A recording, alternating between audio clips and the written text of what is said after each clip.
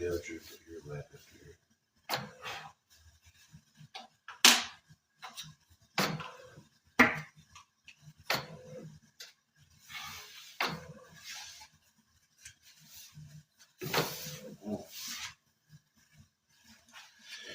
We're going to get into declaring one's national allegiance.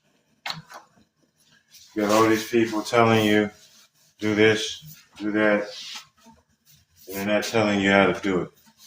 So I want to show y'all what to do according to Noble Drew Ali's instructions. All right.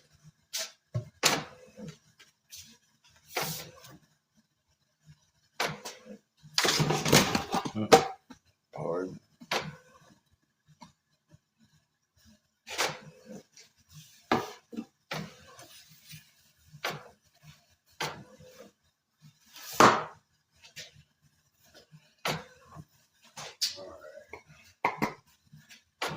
That so that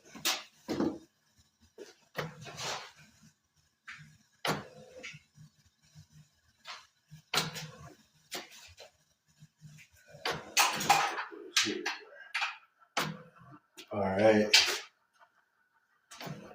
Boom.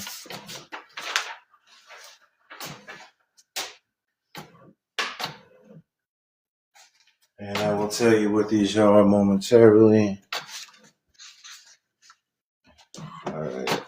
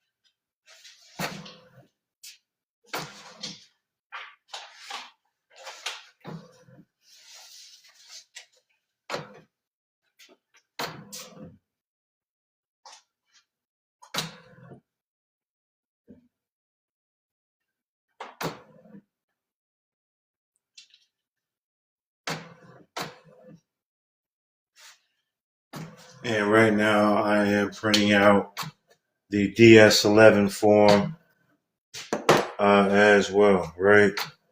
So you got everybody telling you about declare your nationality, right?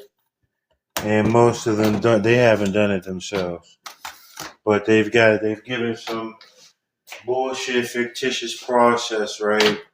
They want you to send this. They want you to draw up all of these papers, right?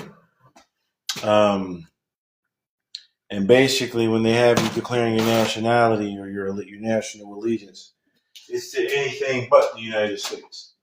All right. I'm telling you from experience. Okay, I've done it. I've done it. All right.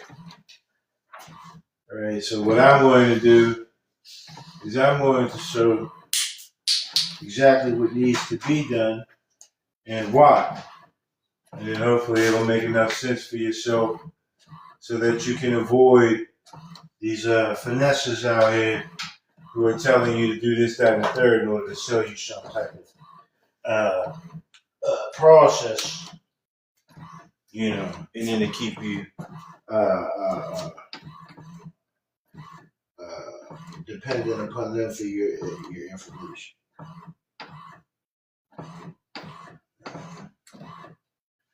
All right. So, yeah, I'll label these. So this here, race ID. This right here, Social Security. All right. And then we're going to have the DS 11, which is the passport form.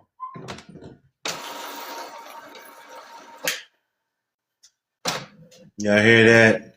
You know, who's that? Unobserved, observed, peace, peace. How you doing, fam? But that's what we're gonna do. So, just give me a moment to get the rest of this stuff printed out, right?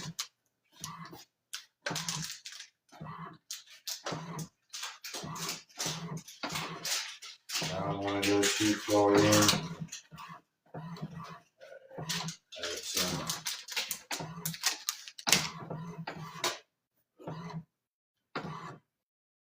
But again, you know, you've got all these people out here telling you to fill out all of these forms and shit, right? And none of these forms actually declare any type of national allegiance or any allegiance to any real nation in the United States or otherwise.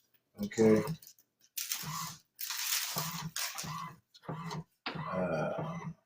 Some of these bogus outlets that be trying to tell you to declare your nationality as RVB, they're definitely fraudulent. Definitely fraudulent. And yeah, they're jamming people up. Okay. This is the. But we're gonna go over all of this, right? And like I said, I'm going to use.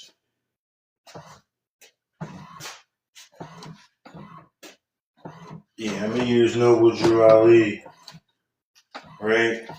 Because a lot of these nut ass Moors, you know, they'll mention the brother's name. You know, they may even, you know, show pictures of him, but then they go when they push information that is directly in contradiction to whatever it is that this brother brought. 100.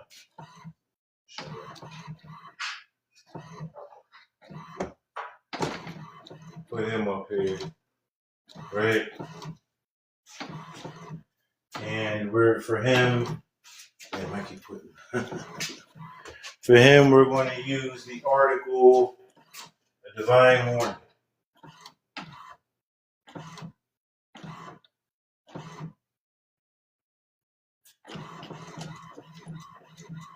All right.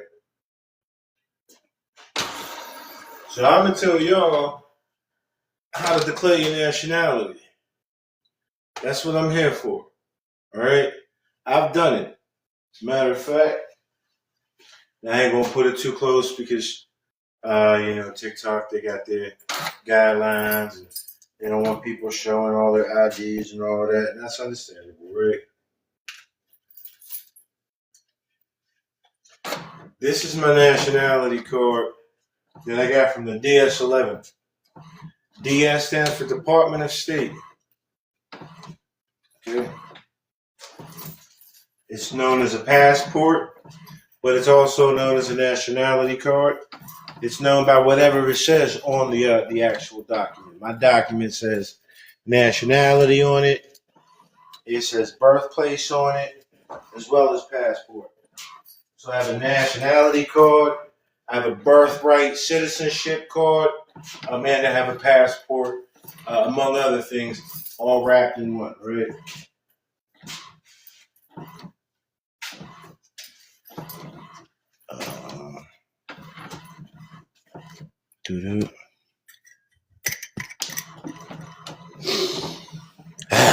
Smell good, y'all. Give me a second. All right. Appreciate y'all patience. Definitely tap the love button. Give me some love, you know what I'm saying? Share it out, whatever the case may be. And if you miss it, as always, the recap will be on the YouTube channel, and the YouTube channel link is in the bio. You know what I'm saying? But we're going to do this. Again, just give me a moment to let this paperwork print out. And that's another thing. Anybody who's attempting, you know, if you wish to declare your nationality or whatever, starting your paperwork, you can start your quote unquote paperwork here at home, right? You don't necessarily have to go and grab a DS-11 form. You can, if you can, you can just, like I'm doing, download one. If for any other purpose, if for any other, damn, tripping. But even if it's just to observe what's on the paperwork, you know what I mean? Since everybody likes to talk about paperwork, I'm gonna tell you the paperwork to get that's already a part of the U.S. government. You know what I'm saying? Already. Absolute.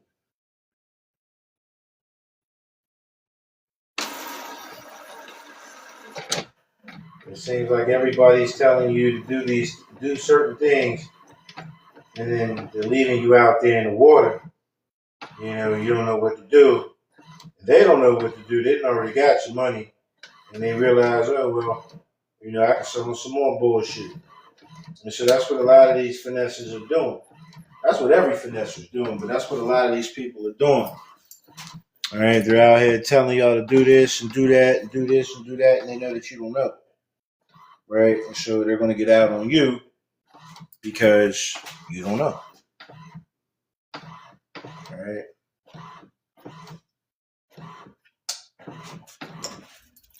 Yeah, that's the part right there.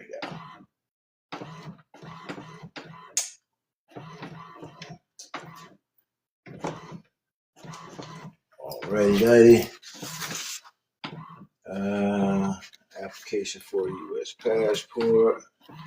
I think there's like 4 to 6 pages front and back. So, nope, that's it. Alrighty.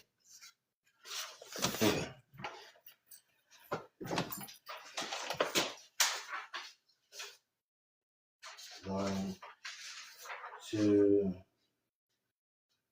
101, 1, 2, 3, 4, 5, 6. Okay. Oh, no, 1, 2. All right.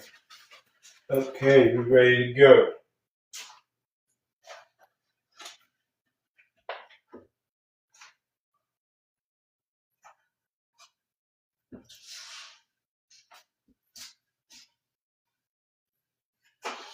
Mm.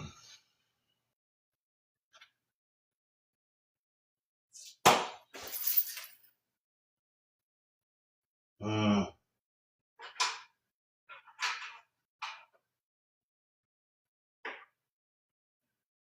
Here we go. Pop this out.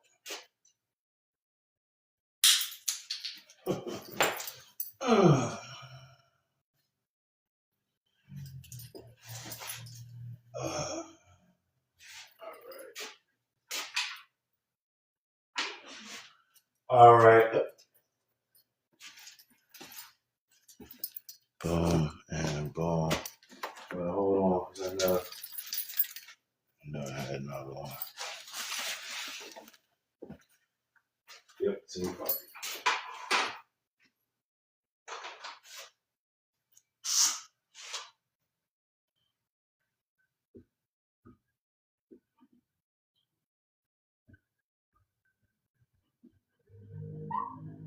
All right.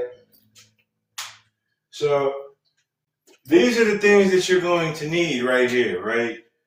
Most specifically, the Social Security card form. It's replacement. Okay, this is replacement. You're not getting a new Social Security card, right? But this is where your nationality process starts. Is with the Social Security. All right. You got a lot of people out there telling you, "Oh, Social Security is bad. It's this, it's that." Look here. All right, you listen to them, and you'll never be able to get out there in the world and actually be rich, be an entrepreneur, be somebody who's running a multi-billion-dollar business because you can't even get in. All right, just telling you, right? You got people out there trying to tell you, all, don't do that. And again, I ain't gonna tell you what to do. I'm just telling you what I'm doing. You're, all right. All right.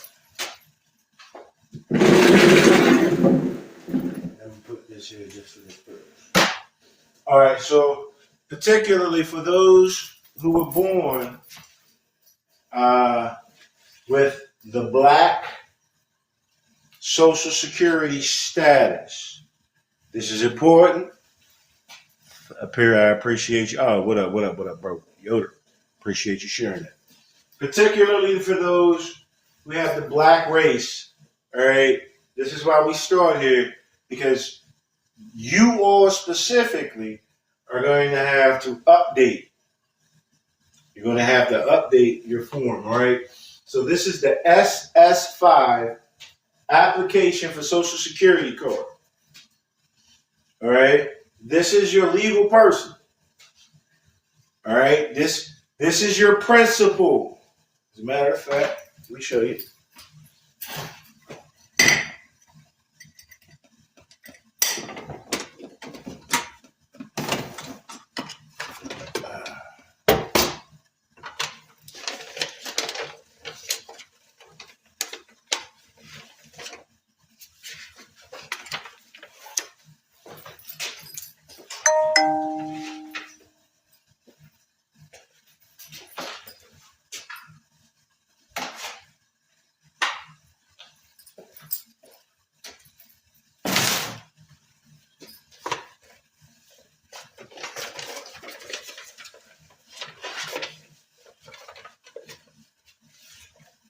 And if you feel as though you found the process better, then by all means, do as you do. There's more than one way to skin a cat.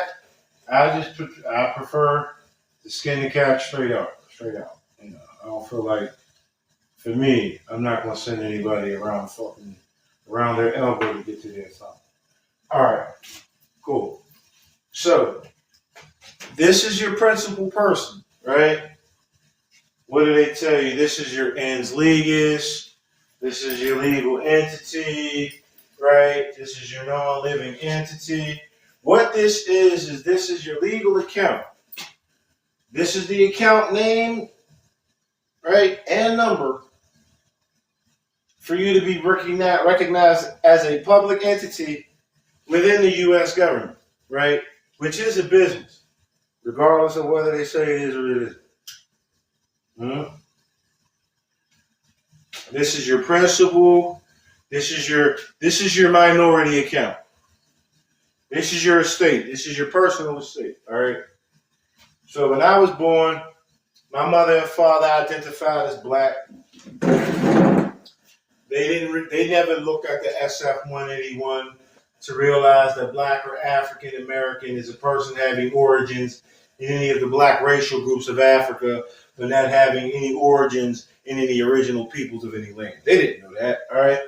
So, on the SS5, first thing I'm going to do, right? And again, for those of you who may have annexed your title to your name and you haven't done it, you should do it on the birth certificate.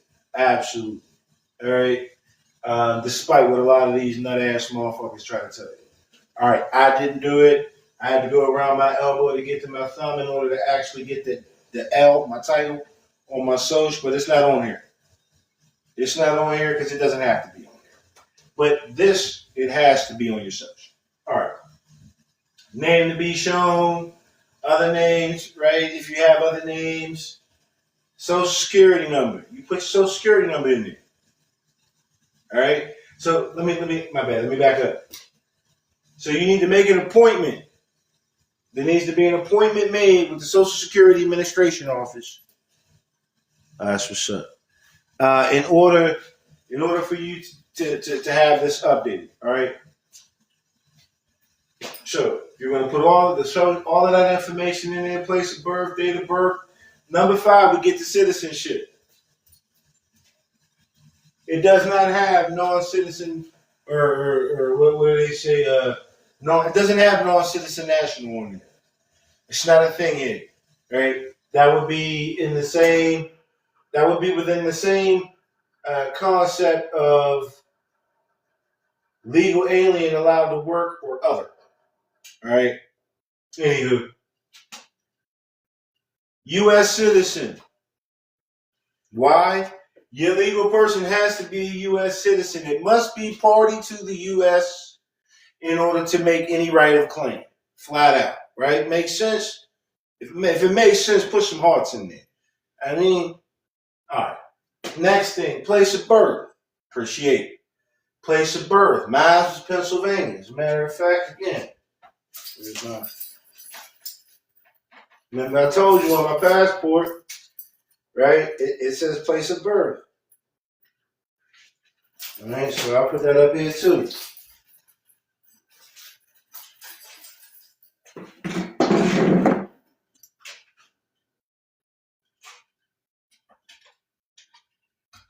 Book or card, don't matter. All right, boom. So my place of birth on here says Pennsylvania, USA. All right. My nationality, just for y'all to know, is USA. They referring the name. I don't know what FML means. Ensligus. Okay. All right. All right. So my birthplace, place of birth, right? I put the city, everything that's on my birth certificate. I put it on here, right? Then it says ethnicity. You know, ¿eres un latino? Sí o no? ¿Habla español? Sí o no?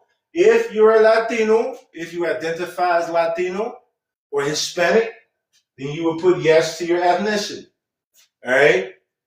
If you don't, then you would put no. I am not a Latino. I just so happen to speak Spanish. I speak it in Spanish. All right? All right, but I don't identify as Hispanic. And remember, right? Oh, shit. That on this SF 181, right? They ask you, they tell you what are you Hispanic or Latino, right? And that means a person of Cuban, Mexican, Puerto Rican, South or Central American, or other Spanish culture or origin, regardless of your race. All right? So I'm not that. My ethnicity is not Hispanic or Latino. The next thing is my race. All right? This is where most of us have to correct things, right? We already know, according to the SF 181, that black, right, African American, right, we know that it's not an original people. We know that. Okay? So on here, it says select one or more, right, of a race. Native Hawaiian, I'm not Native, I'm not Pacific. That's not the Pacific. Yeah, I'm not a Pacific Islander, right? Native Hawaiian, I'm not an Alaska Native. I'm not an Asian, right?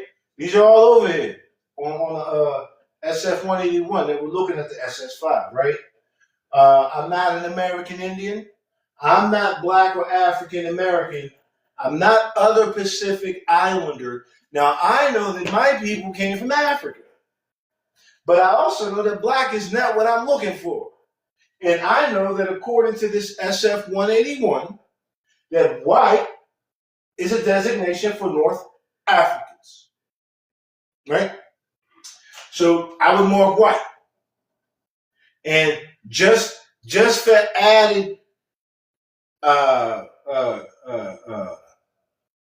just to make it just to pound the truth, just to put truth in it, I would put slash North Africa. I would put North. I did. That's what I did when I took this to the Social Security Administration office. All right. I put white. The white was already here. I marked it. I put a slash and put North Africa. That's what I did. All right. All this other stuff, you fill it out. All right. Cool. So once that's processed, I also have a it's on my TikTok feed somewhere where I show me receiving this Social Security card that no longer says Brandon Eugene Davis, but actually has my title of L on it, right? And how the paperwork came back through here, all right? I had to get that paperwork before they sent this in the mail. All right. Once you have secured this here in that manner, right? You are white. Again, this is for those who are called black and who desire to be recognized as human beings in that racial groups, right? Once you have done that, and you've gotten that together, all right, now you move on to this, all right? You've already situated yourself as white. Now, why do I say white as well with the Moorish Americans? Because in the 101 questions for the Moorish Americans, right? Number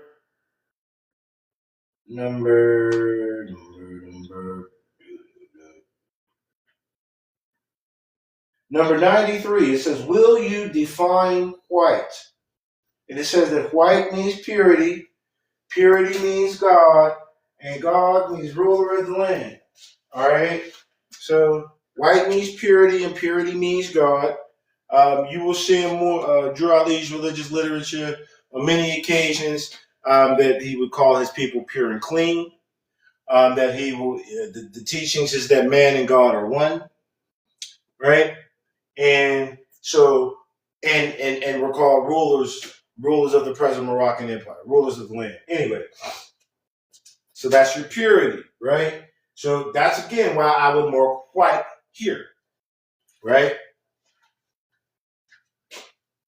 Real quick,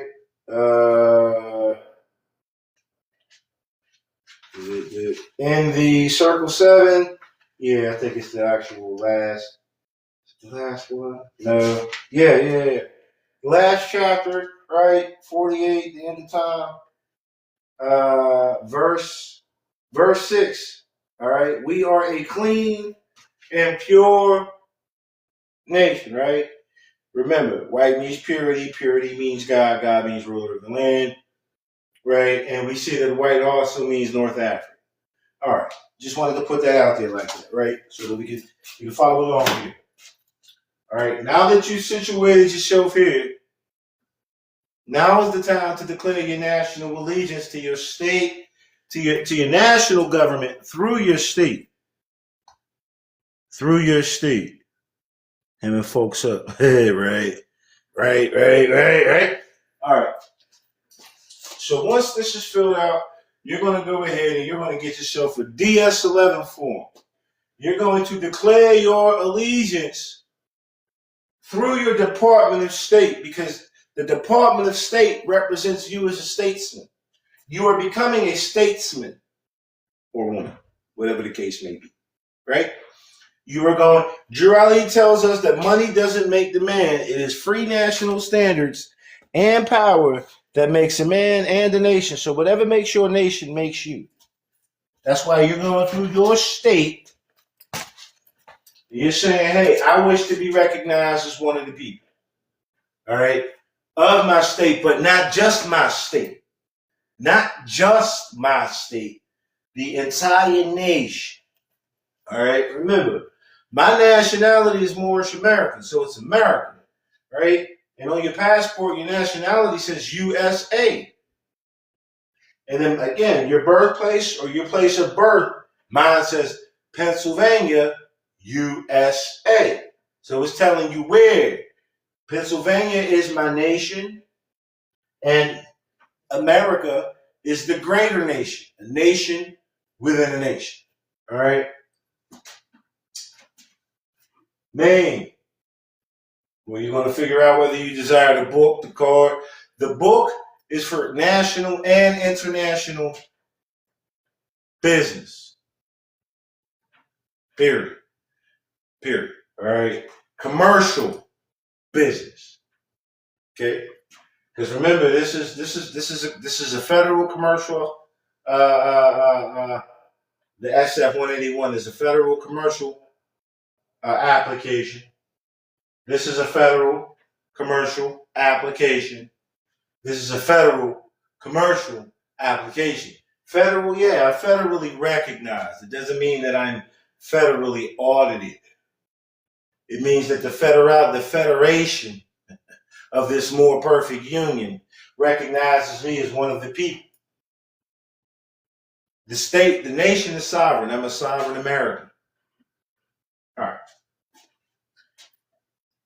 There is nothing special that you have to do with your passport application? Nothing. All right. Now, let me get to that part. Because you got people telling, and again, I'm telling you from experience, I did certain things, right, to try to point certain things out, make certain things recognizable to whoever was processing my paperwork, right? But when we read a divine warning, right, and we're just going to go in part, right? It says, if Italians, Greeks, English, Chinese, Japanese, Turks, and Arabians are forced to proclaim their free national name and religion before the constitutional government of the United States of America, it is no more than right that the law should be enforced upon all other American citizens alike. So Drew Ali just told us that we got to follow suit.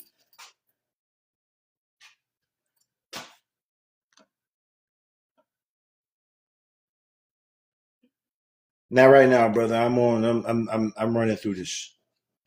Not right now. Right? So all of that putting non-rural delivery or non-domestic or any of that, that's unnecessary. That's causing confusion. Unless that shit really applies, right? Don't put it on your paperwork. It's not necessary. It's just a process niggas are selling you to make their shit seem a little different than everybody else. And again, they're taking you away from. I am not a non-citizen national. You know what a non-citizen national is? Someone who came to America and is not a national of not a citizen, right? But they still owe that they still have given their allegiance to the U.S. Is that you? That's not you. If you was born here, that's not you. Don't let these people get you out of whack, right? Your passport is what converts, if you will, your minority into your maturity account. So don't fuck this up, all right? All right. I have a fez on in mine, in my ID, my book and my card. Why? Because that's religious. That's not cultism. That's not anything other than the fact that I'm showing that religiously I'm a Muslim. That's what that fez is about. It's showing that I'm a Muslim. All right? And you have religious freedoms. All right? All right. Right? Let me see. Trying to let the spider do a thug fizzle. Can you? No, it's all right. I can't even see the nigga. Y'all see him now? But anyway, back to it.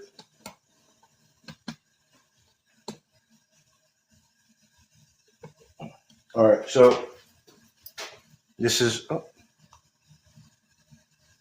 maybe some more lighting. Boom. All right, there we go.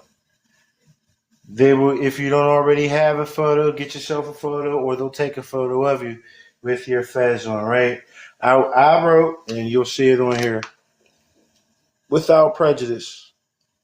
All right. I put that there. I put that there just because I wanted to make sure that it was known that I was not contracting any rights away. All right. Then you have this information on the back here. I'm gonna get back over here.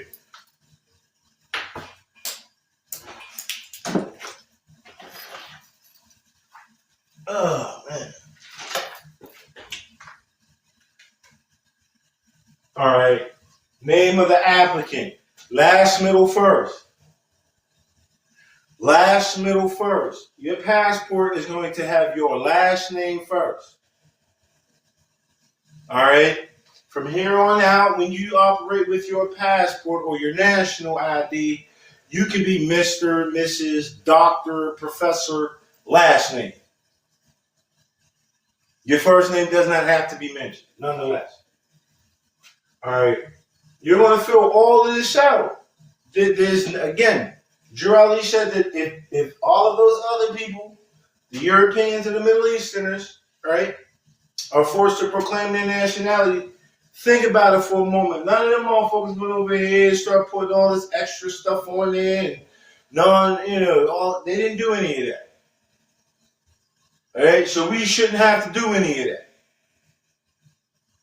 All right, I know for a fact that I put certain stuff on there that I did not have to put on there. I'm going to explain to you how I got all of that together, though, right? So that I can save you from, knocking over, falling over a rock, tripping on a rock like I did, bump my head, right? You fill all of this shit out the way that you need to fill it out. And then comes an affidavit. The affidavit is how you declare. You're going to tell them, right? Now,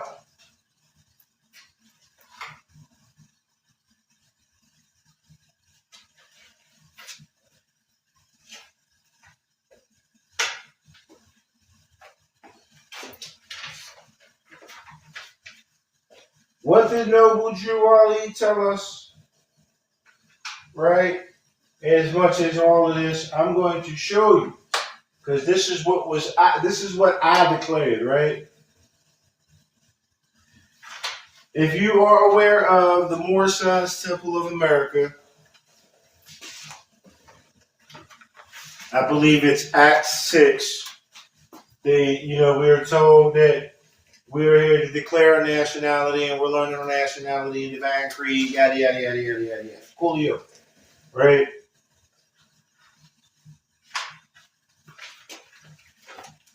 Drew Ali tells us in so many words, literally, when you read his literature, what exactly to say, right?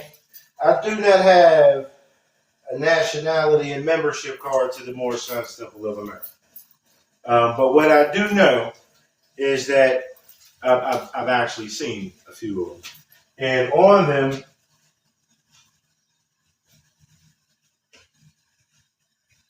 they declared all members of the Moorish Temple of America were declared Muslims.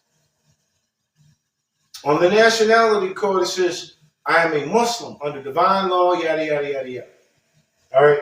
So, Drew Ali told us in a divine warning and other literature that you must declare your nationality and your religion.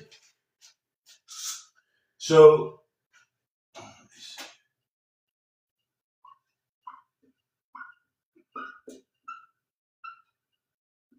affidavit of truth,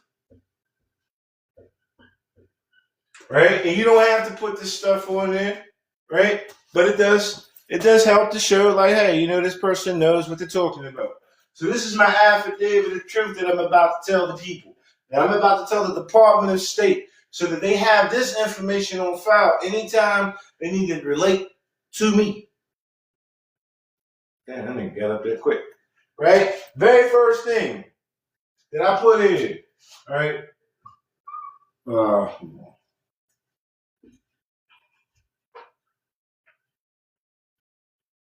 Declaration of National Allegiance. Okay? I'm going to declare my nationality with the constitutional government of the United States of America. Not with the Moorish Temple of America, but with the United States of America, as Noble Drew Ali told me to do, right?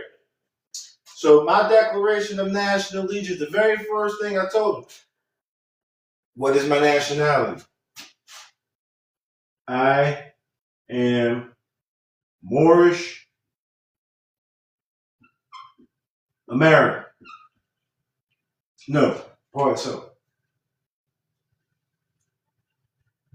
I put I am a Muslim, and whether you spell it Moslem or Muslim, it is understood. So we're not going to sit here and play this pity pat game of one word meaning something other than that. Again, that's the bullshit. First thing I tell her for the record, I am a Muslim. All Muslims have the white status. In Islam, everyone's born pure and clean, free of debt, free of sin, pure. That's white. So the very first statement is I am a Muslim. Okay? My nationality, right?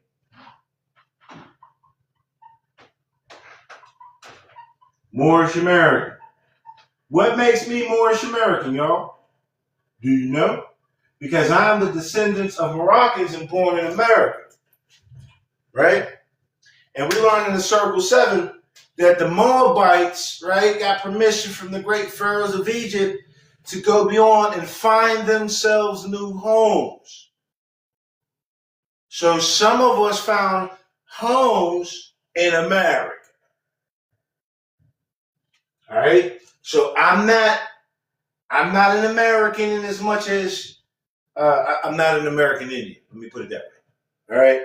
My ancestors traveled from the land of Moab, right, which was right there in the Holy Land area, right, near Jerusalem and all of that.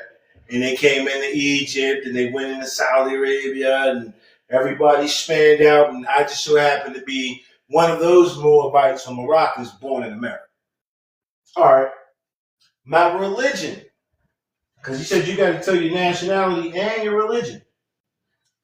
Now, me saying that I'm a Muslim already says that my religion is Islam. But in order to keep things uniform, because I'm coming from the Moorish perspective, I'm not coming from any outside perspective, right? Because there are different Islamic perspectives.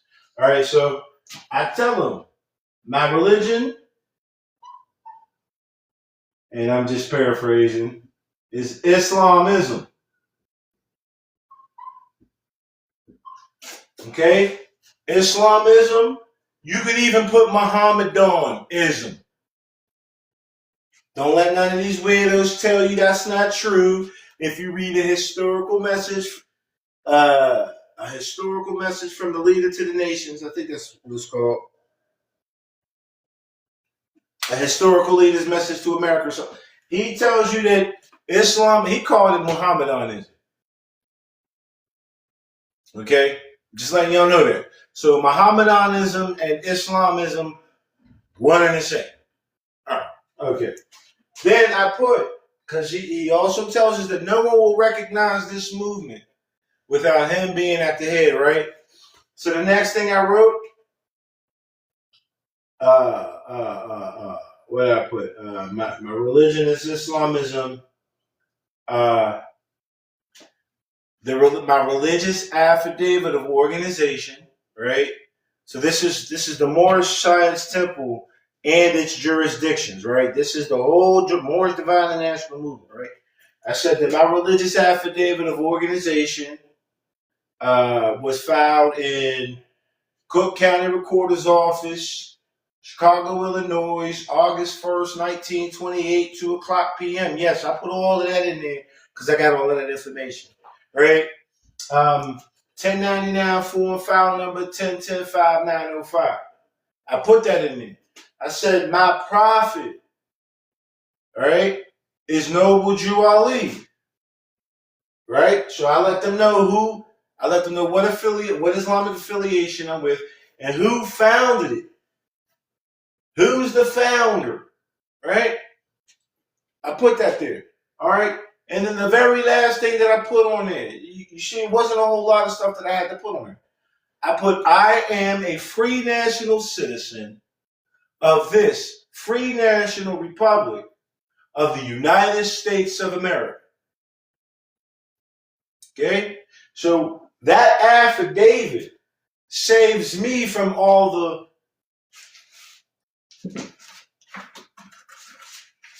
for all the misdocumentation that I may have put on my DS11 form, non-rural, whatever the case may be, right? Because your affidavit unrebutted stands as true. All right. So regardless of the application, right? That's what it is. I put on here that my mother and father were not U.S. citizens. I don't feel like I should have done that. All right. But at the time, that's what I was going, that's what I was learning. And so I marked no to my mother and father being U.S. citizens, right? Because if my mother and father they have U.S. citizenship. Now I'm the one to break the generational curse by becoming a national, right? But I still have to follow suit. And again, you've got second, third, fourth, fifth generation, we'll say Arabs, Chinese people, whatever the case may be, right? And they mark yes to U.S. citizenship. They don't say, no, I'm not a U.S. citizen. They don't have to naturalize either. They were born here. They have the birth certificate and all of that to say that they happen to stay here. They don't have to go through all that extra shit. They're not naturalizing, they're nationalizing. Why? Because that's what America's for. America's for everybody. All right? So the affidavit cancels out any my mother's not a U.S. citizen. I'm not a state citizen in and of itself. I'm a national citizen. Right? I'm part of Pennsylvania, but I'm partial to America. Yes, this is my state. This is where my estate, right, derives from, but it's connected to the whole national government. All right? So all of those things, that's all that I did, right? And then when I got to, I made my appointment, right, with the, I did mine through the postal service, right? I signed my documents in front of whoever I needed to sign there at the office, right? And like I said, like I've showed y'all before, my passport has my face with my where's he at? With my fez on. I see you. Where's he go? There he goes. I see him now. Chilling super low, motherfucker. Shit. But anyway, that's all it takes in reality, right? To be recognized as a national citizen. Now again, on my passport, it says nationality, right? Did I put it over there? Did I put it back on the wall?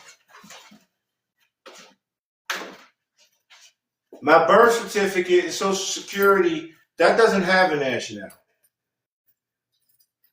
Okay? That does not have a nationality. I know. Like shit that came down.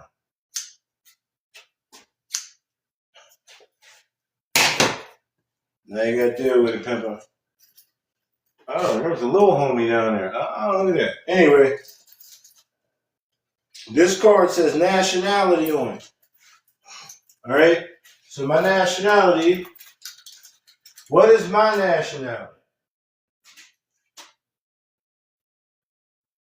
USA. And I am a white Muslim.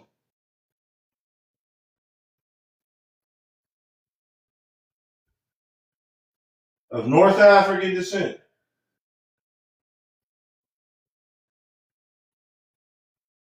All right? So my nationality is Moorish American. This is how we get Moorish American. Right? Not Moroccan American. Why? Because I'm not from Morocco. I'm from America. My ancestors are from Morocco. They came over here, situated themselves, and I'm the star seed. I'm that remnant seed. I'm not a Moroccan from Morocco.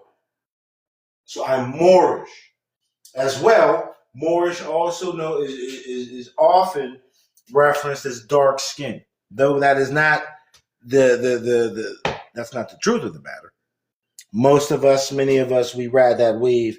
So Moorish American just means dark skinned American. Moorish American also means Muslim American.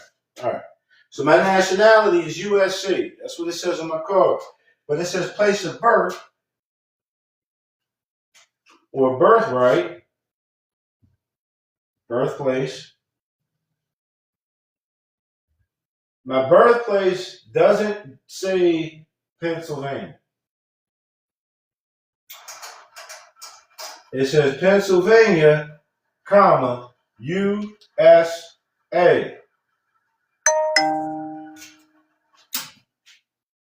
All right? Can we see well? Can we see the board? Okay, I can see the board now. So if my card says nationality, that makes it what kind of card, y'all?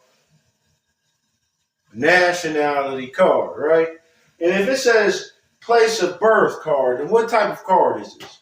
This is a birthplace or a birthright citizenship card. Now, how we know it's citizenship? Because it says Pennsylvania,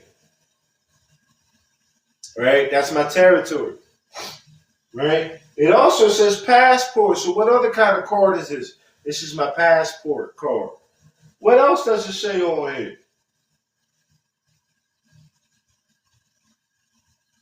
Date of birth.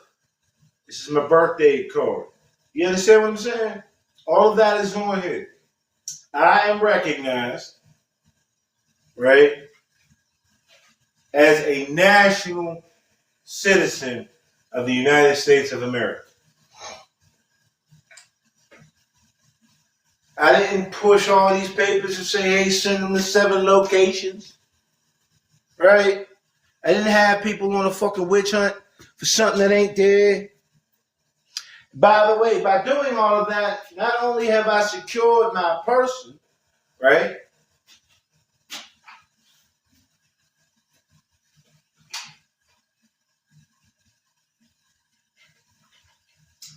Right? Because Geraldine tells us that what we're doing is for the redemption. This is redemption. This is secure party stuff. Right? So, most of us are aware that the Social Security card or account acts as a security.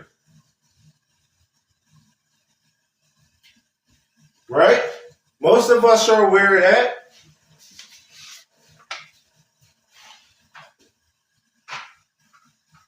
Unsecured debt. Right? That's my unsecured debt. When I filled out the passport application, I had to pledge this and the financial institution account that it goes with. I had to pledge it. That's how you nationalize. To nationalize means that the private person pledges their private property to their government. So when I gave them this information, right, this was unsecured. I secured it through nationalizing. Damn. And thus I got my passport. So now I have a secured security. I'm secured in my person. Amendment 4, Fourth Amendment, the right of the people, because now that I have my passport and I'm recognized as someone, as a national of the land, right? I'm a secure party creditor, right? Now that I'm a national, that means that I've taken what was unsecured and I've secured it. I'm a secured party. The right there we go. The right of the people to be secured in what? Their persons, papers, places, and effects. Well, this is one of my persons. So I secured my person. What does that make me? I'm a secure party. Party to what? I'm party to the USA. I'm not a non-citizen national. That's not my designation. I'm an American. I'm a citizen of the United States. Right? I have the right of claim because I'm recognized as one of we the people.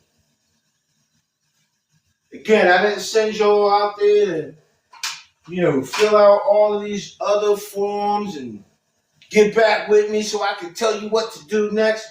I secured myself just by pledging the legal estate. Legal ownership now went back to who? To the United States. Why? Because all debts are against the United States. So I don't want to be left holding that piece anyway. This is the hot potato.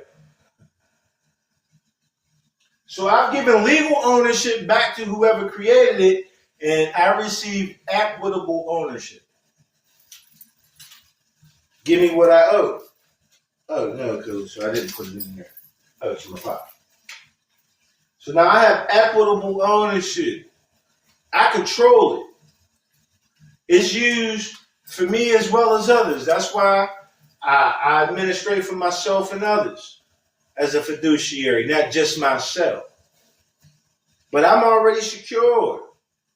Now, I do business in this, and I can assure you all, when I was doing business with the birth certificate and social security number, all of the litigation that I've ever been through in my life would show up in the background check. Immediately. No big deal, right? Since I've been using this passport, none of that shows up. None of it. None of it. Not only does none of this show up, right? I've been employed, and there is no federal withholding in employment. So that means that federally I'm recognized as I'm a taxpayer to the state, right? The private, right? Y'all want to say the private, right? I pay to the state because that's my contribution. You have to put in to get out. But I don't get regulated under the federal government. They don't say, hey, you got to pay us taxes too. No, I get more. I get all of the finances. I get equity. I put in, I put out. I agree to terms and conditions. I pay state taxes, school tax, all of these things, right? But I don't pay anything to the feds. Why? Because I'm not. This is a default federal audit. When you use your social, you are federally, you are by default under the jurisdiction of federal audit. Default. All right? Anyone using the social security number to work as a child, or again, they're using the minor account. This is your grown-up account, right? So all of these processes that people have been trying to get through and go through, it all gets done if you understand. It all gets done when you get this, and then you act accordingly, right? What's one thing that you can imagine that all wealthy people have? One of these. And not even just one of these, the book, so they can go somewhere. There's not a rich person, wealthy person alive that uses this Social Security number. They didn't kill it. They just let it go. It became inactive, right? They left all old business as it was, and they just did all their new business in their free national entity. That's all they did. That's all they doing. But again, you got all these gurus out here taking you here, taking you there, up here, down there, and then you're still sitting there. I know a sister right now. Last time I spoke to her, she was in Kansas. She got mountains of paperwork, right? Trusts and thises and that's and whatever the case may be. It didn't get her nowhere. She got a passport. She's working. She got back to me because I assisted her in getting her passport, right? And she's like, oh my God, thank you. Because she will testify that federal taxes are not, income taxes are not taken out. They can't. The feds can't tax her income. The state can tax her income. The feds can't tax her income. But the whole point is, she was saying that with all the paperwork that she has accumulated in this secure party redemption whatever process, the shit couldn't do anything for her. But this piece of plastic helped her. It helped her. Everybody out here looking again. There's a lot of finesses out here, y'all. A lot of finesses out here, right? I've never finessed anybody. I've been finessed, and I'm not even mad that I was finessed. Because I've been finessed at certain points in my journey, I'm now able to identify when the finesse comes, right? And those of you who are like myself, I'm able to succor. I'm able to show you through my own experiences what to and what not to do and why. Right? But you got finesses out here. Everybody coming on talk about do this, do that. What they be telling you? Get you a foreign EIN, a 9-8 man, a W8 man, all of that. They telling you do all of that, right? Yeah. Let me get to that. Cause I'm gonna show y'all how I personally realized and recognized that whatever process those certain secure party creditors are pushing, right? I'm not saying that the processes are wrong.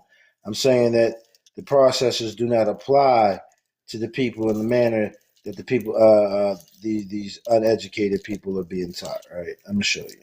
Because again, I've done it where I authenticated a birth certificate, right, on the state and on the local, state, and fucking federal level, right? Spend those couple of dollars to do that, right? Just for me to sit there and realize. Let me show y'all. Give me a second. All right.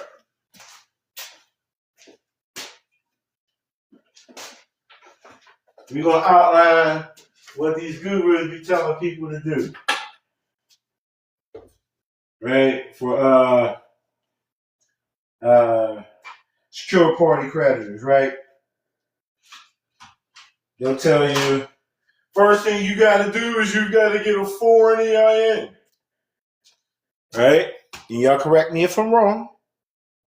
They tell you to get a foreign one because you don't want to be connected to the United States. That's what they tell you, right? All right. So they tell you to get a foreign EIN, right? They tell you to call. They'll tell you to find a non-Hague country, all right? Some people have used Jamaica. Some people use Taiwan. I use Taiwan, right? Whatever the case may be. They're telling you, go out here, right? And right, it's a hammer time. Go out there and get all of this stuff, right? And they're telling you to get it from a foreign country. I've never been to Taiwan. I have no intentions on doing business commercially in Taiwan. Yet they tell you go get a Hague, non-Hague, whatever, right? And they have you fill out an SS5, I think an SS4, right? They say mark the trust to do this and do that. You've already lied. You've already lied because you don't have an address in Morocco. You don't have somebody in Jamaica. You've never been there. You have no intentions of going there. So you're already lying. You're already wrong, right? Well, how does that go?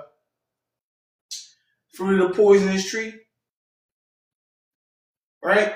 Everything that you're doing off rip from that point. Damn man, would you check the front door? Check and see if the mail came.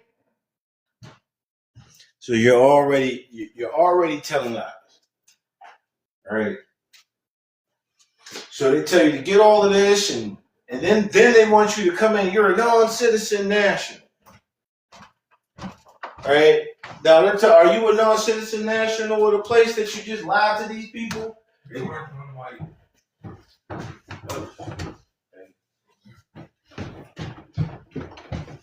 Let me see here.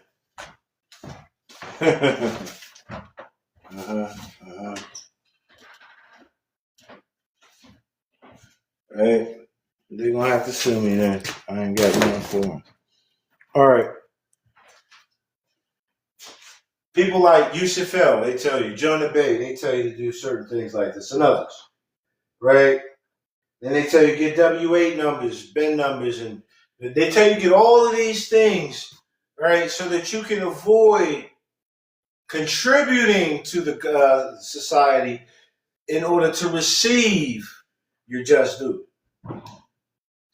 They tell you on a passport application, don't give them the social. So you're telling me not to secure my person with my constitutional government, right? You're telling me don't secure my person.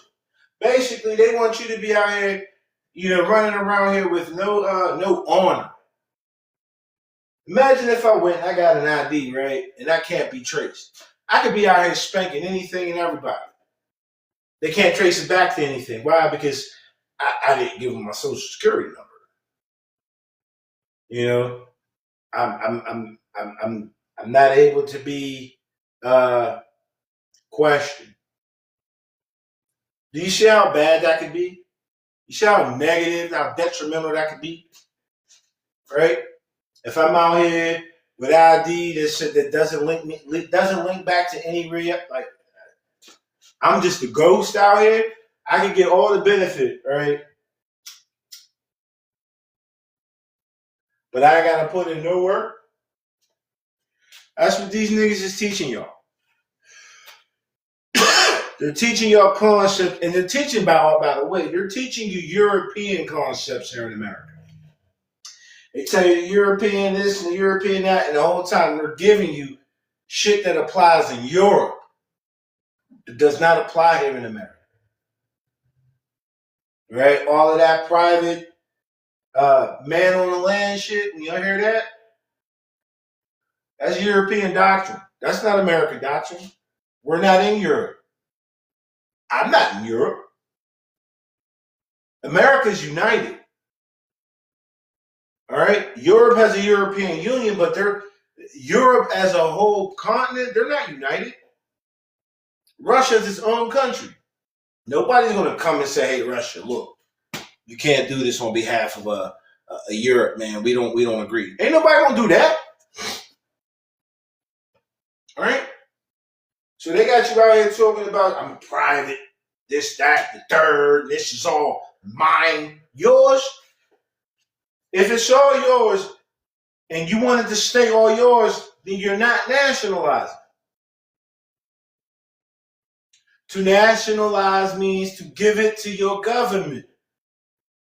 You as a private man or woman must pledge, right, your property so that it can be distributed evenly, not just for yourself, but for the whole.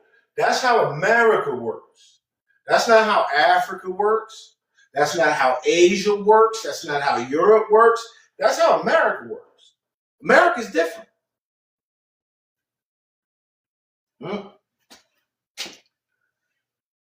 Oh, wait a minute. There we go. So, let me just recap this, right?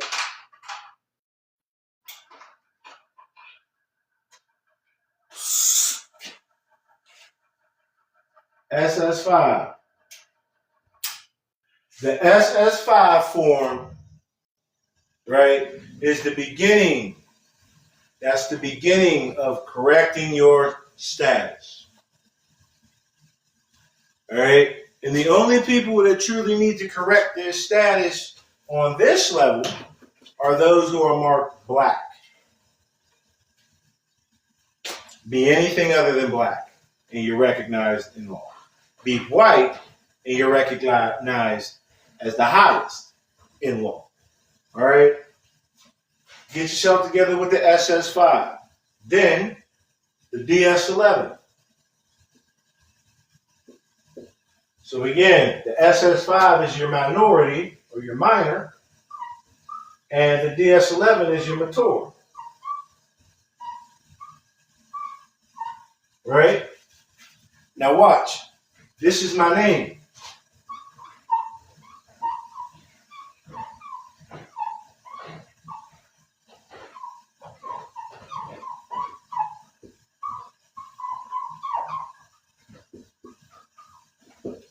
Brandon Eugene Davis L. That's my name. All right? That's the name that's on the Social Security card. All right?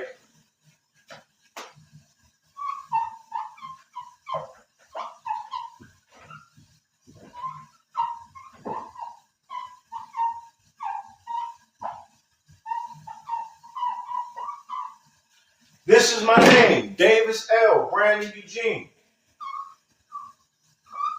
That's what's on. Excuse me. Yeah. Like that. Brandon Davis L. That's my minor name. Davis L. That's my mature name. Right? You got all these people telling you, you got to change the name. It has to be just a little bit different. And that's when they tell you upper and lower and all of that. That is not the purpose. That is not the point. My passport has my name written in all caps. Why? Because it is a commercial ens legis. It's not me. All right? But the passport represents the living. The passport has my house name first. All right? Mr. Davis, Brother Davis. Right? If you say Brandon, you're identifying me. I'm legally responsible. As an individual, I'm Brandon. But as my last name, right? I'm in partnership. I'm in party with all the others who share that Davis L. So that's how I distinguish my higher name from my lower name. When you were young, you were taught, most likely, that you weren't allowed to call grown-ups by their first name. However, you, as a child, as a minor, were always called by your first name. Right? So that shows me that there's power in being called by your last name. Just the way that I grew up. Right? Appreciate the follow.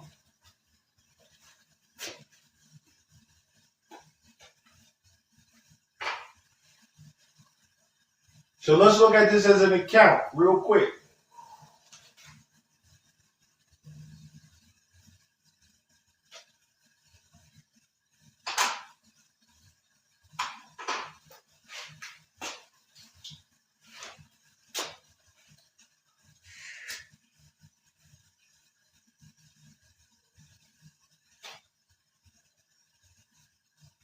Public, private sector, republic.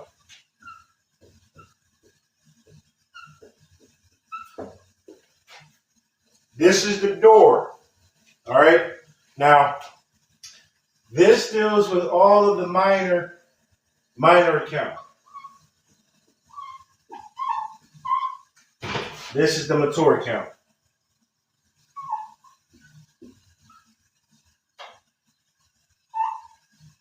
All right. The name is still the same, but on this side, until I've secured my asset, because this is the asset side, all right? This is property. Property in possession. There we go. Property in possession. This is the possessor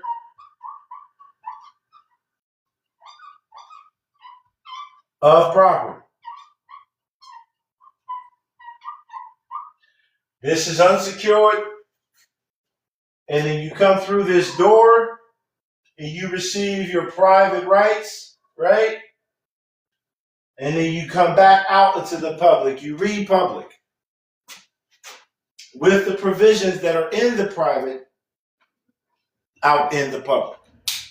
To read public means to come back out into the public. Well, if I have to read public, that means that I was in the public and it had to be somewhere else to come back. People keep telling you public and private. That's only two. There's three. Three to make a trust. Public, private, republic. These are your rights. These are privileges. These are permissions. Authorizations, if you don't like the word permission. Some people are picky on words. You are authorized on this side. This is Davis L. This is Brand.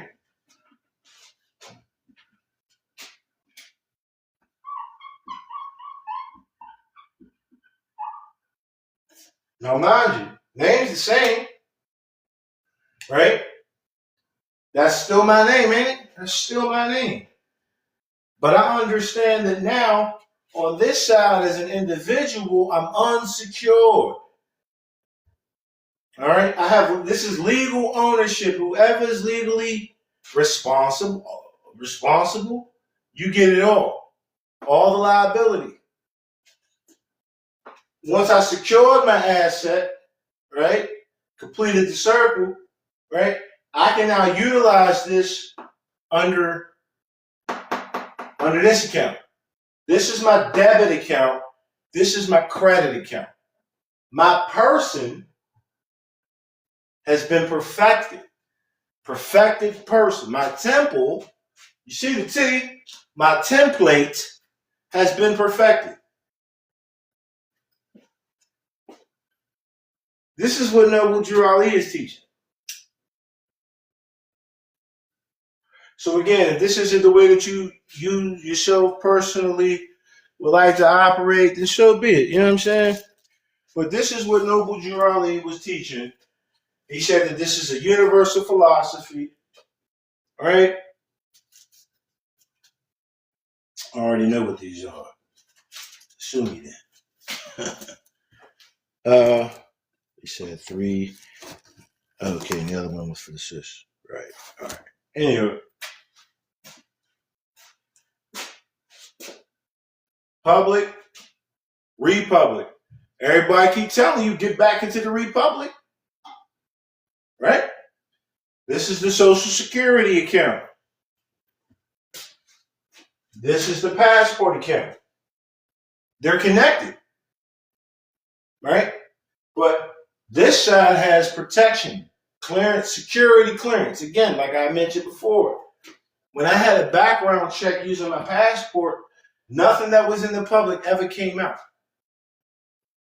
When I worked I was working as a home health care aide. At that current time, I was going through litigation. Right? When they ran my stuff, it came back clear. Clear.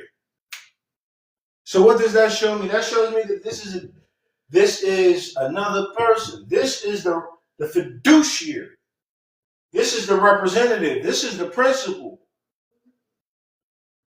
Legally, I've already given this back to whoever created it for me. And what did they give me? They gave me equitable title. I now have fiduciary capacity. I have to act in honor. I can't be out here just doing whatever now that I got my passport, now that I got my national standing. Right? I'm supposed to be a commercial entrepreneur. These are dependents right here. This is the dependents. This is the Democrats. This is the Republic. That's the balance. That is the balance. Right? I never heard Drew Ali speak negative towards any other group of parties. I've only ever seen that he said that he's with the Republican Party.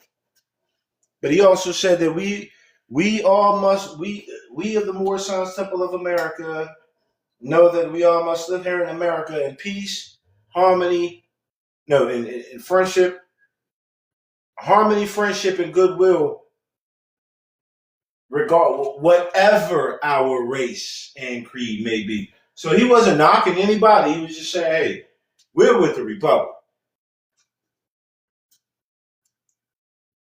That's all. This is the account. Everybody telling you about accounts. This is the account right here. You know, if it makes sense, put some hearts in there. I know I'll be coming on early, y'all, and I know that y'all probably are at work or resting from work or whatever. You know, y'all could definitely check the recap on the YouTube channel link in bio. All right. Okay. Ain't nobody put no hearts up in there. Whatevs. I ain't worried about that for real. For real. And boom. All right. So this is as simple as I can break it down. Right? There is no secret. Let me rephrase that. I have not found any secret accounts for which I can just gain access to the finance, right, and squander it. I haven't found that. People are still looking for it. It's not there, but hey, if you want to keep looking for this secret account with unlimited debits and all of that, I already told you where it is, right? You cannot access it. You have to secure your debt. You know what secured debt is called? Credit. All right? So credit is debt. You have to get the credit. In order to get the credit, you have to pledge the debt. Again, that's why you give that stuff, you give that information on the DS11 form. Because that's what you're doing, you're pledging it. You're saying here's all the debt in exchange for the credit. My debt, I'm securing my debt with the government so that I can operate as a creditor in commerce as opposed to the debtor itself in commerce. Does that make sense to you? Word. What up, bro? It's really that simple. Drew Ali said there is but one issue for the redemption of my people to be recognized by this government and the nations. One, and I just told you what it was. Drew Ali didn't tell you to go and jump over this hoop, then jump over that hoop, then jump. No. And Noble Drew Ali wasn't teaching us to just sit on our ass and collect. Drew Ali was telling us how to be businessmen and women, right? To be entrepreneurs, to actually be active in the production, right? And contribution of goods and services. You got a lot of these so-called Moors out here. They want to tell you to not work, not do this, not do that, right? Why? If I don't put in, I can't get out, right? What do they say? Faith without deeds is nothing. Where are your deeds? Where are your works? What have you contributed? That goes to Social Security. You ain't gonna get no Social Security out if you ain't put nothing in that motherfucker. Just for an example. You know what I mean? Man.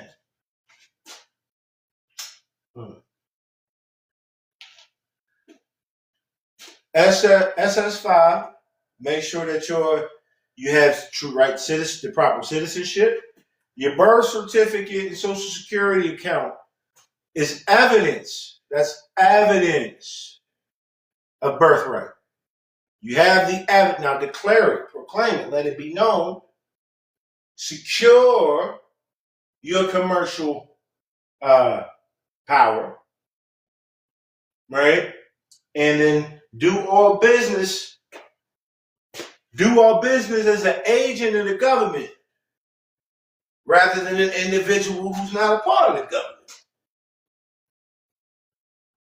Everybody trying to run from the government. The reason why the government is in the condition that it is in is because the people who need to be in those seats are not in those seats. You are the people who are supposed to be in those seats. Instead of crying and complaining or trying to cut ourselves off and just do for the self, we need to be going into the government. You want some change? Be the change. If it's not you, find someone in your community that represents you and enough people in the community, and then send them to lobby for you in the government. All right?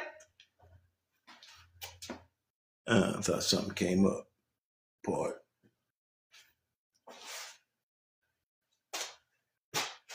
Drew Ali is teaching the Moors and other Americans, right, that it is through amending, right, that we govern. And that revolution is the very last medium.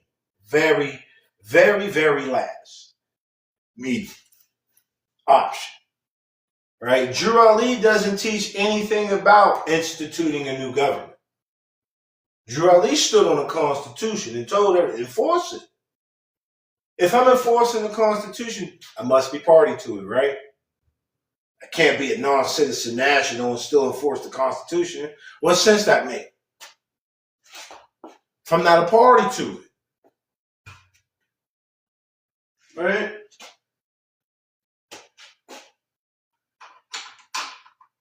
So to declare means to make a thing known. My nationality as a Moorish American, right? I'm a Muslim Pennsylvanian American. But I'm an American through and through. Right? Now, what does Noble Drew Ali say about all of this? I'll read this to you and then I'm going to close it out. A divine warning. I'm going to read this to you, right? And I wish for you everything that you may have heard, especially for those who've been here in the beginning. I need for you all to, just for yourselves, or you can put it in the room, or you can DM me, whatever the case may be. If none of this adds up with what I'm about to read, I want you to call it out. All right? Because if I'm wrong, I'm wrong. I'm not here trying to sell y'all something just to get the bread. I just showed y'all what I did, and I contributed. All right?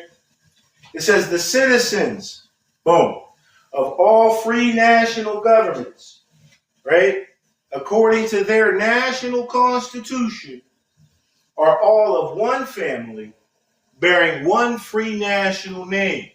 You got Moorish Americans, Italian Americans, Arab Americans, English Americans, right, Turkish, whatever, right? All of one family bearing one free national name, American. Those who fail to recognize the free national name of their constitutional government are classed as undesirables and are subject to all inferior names and abuses and mistreatments that the citizens care to bestow upon them. And it is a sin for any group of people to violate the national constitutional laws of a free national government and cling to the names and principles that delude to slavery. Right? Here's a name that deludes to slavery.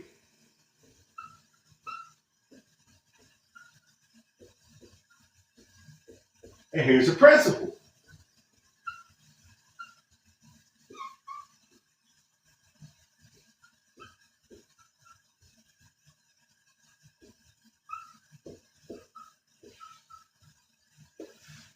Black and economic slaves.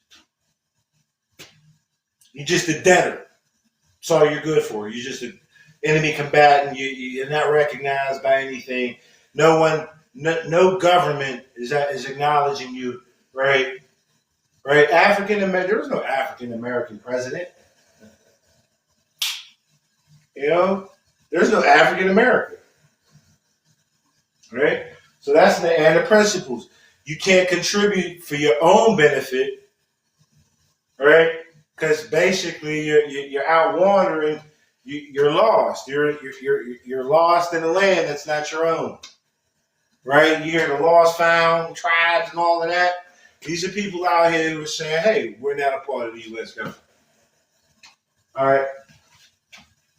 He says it is a sin for any group of people to cling to the names and principles that allude to slavery. Slavery is forced servitude, not for your own benefit, right? Not even for the benefit of your own family. For the benefit of others, you're going to do all the work and receive none of the benefit. Black, right? I, the prophet, was prepared by the great God Allah to warn my people to repent from their sinful ways and go back to that state of mind, to their forefathers' divine and national principles, that they will be law abiders and receive their divine right as citizens according to the free national constitution that was prepared for all free national beings. What constitution was prepared for all constitutional people? U.S. Constitution.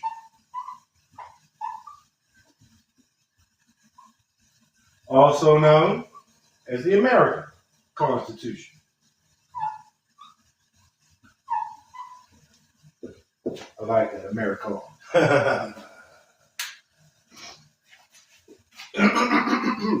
The American Constitution was written for all Americans, regardless of where your national descent may have brought you here.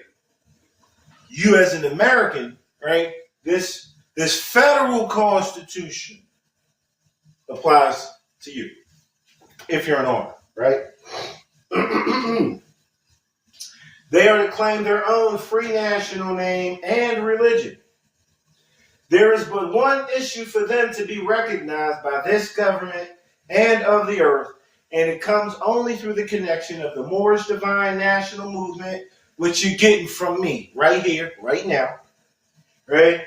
Which is incorporated in this government and recognized by all other nations of the world. So what government are we talking about? We're not talking about the Moorish American National Government. We're not talking about the United States of America Republic government.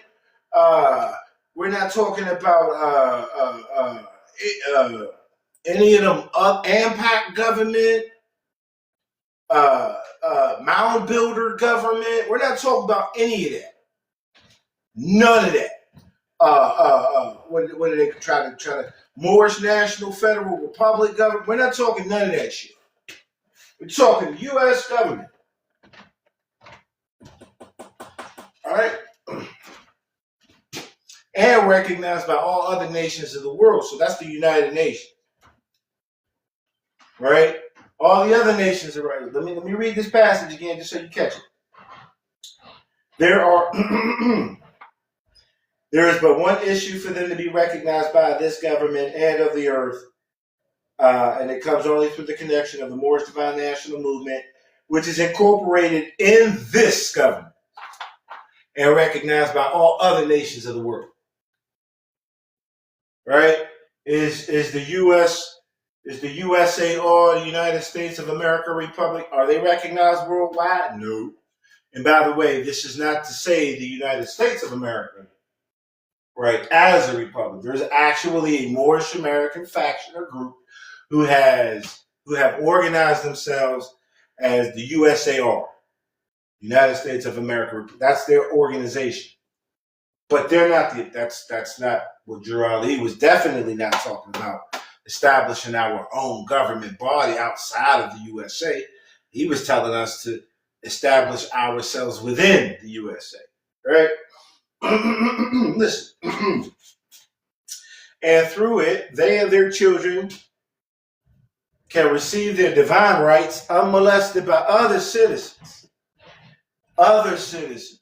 Let's understand the language. Unmolested by other citizens. Why? Because now they are citizens themselves. In the beginning, we found out that if you're not a citizen, you're an undesirable, and you can get treated like an enemy of the state. Period. Right? That they can cast a free national ballot at the polls under the free national constitution of the state's government, and not under a granted privilege as has been the existing condition for many generations. So he told everybody, every Moorish American, mind you, you know what? Because I'm lying. He's not talking to the Moorish Americans here. He's talking about the Moorish Americans to all the other American citizens. All right? So he's telling us that just like all other American citizens, we can go to the state's poll and cast our ballots to vote. Not under the granted privilege as has been the conditions. What is that granted privilege? Does anybody know? Put it in there. It's an amendment, is what he's talking about. Right? A granted privilege. The 15th Amendment deals with 14th Amendment citizens or federal citizens, right, voting. He's saying that we don't have to do that. Once we become American citizens, we don't have to operate like that. We can go right to the state's poll, right? Use your passport information as your social number and all of that, right? Be recognized in the system as someone having an actual voice and vote somebody in. You who doubt whether I, the prophet, and my principles are right for the redemption of my people. So we're hearing this redemption process program back in the 1920s already. Y'all hear it? I hear it. All right. You who doubt whether I, the prophet, and my principles are right for the redemption of my people, go to those that know law in the city hall and among the officials in your government and ask them under an intelligent tone, and they will be glad to render you a favorable reply, for they are glad to see me bring you out of darkness into light. So he just told, hey, if you don't believe me, go to your own city hall. Go to your own government. Drew Ali wasn't telling nobody, go back to the embassy. You ain't got a lot of these weird ass Moors out here trying to, and sauces, whatever the case may be, trying to say that they owe allegiance to other nations and shit. All right, well, go there. Go there. Drew Ali is telling you, he not a dare. What was it? There's a word that I'm looking for, but he basically is telling you, well, if you don't believe me, I'm telling y'all to go right to these people. All right? He said, go to the city hall. What happens in city hall? Representatives meet. All right? Citizens go to city hall to stay informed and to add their 2 cents. He said, if you don't believe this shit, go to your city hall and to the officials in your governments and ask them under an intelligent tone everything that he just said about being an American citizen. Right?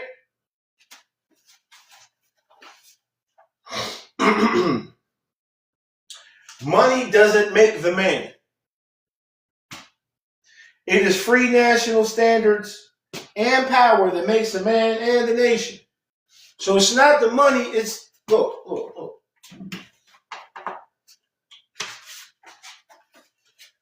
Money doesn't make the man. It is free national standards and power that makes the man and the nation. Right? I'm trying to remember it verbatim already in my mind. The wealth. Well, let me just read it.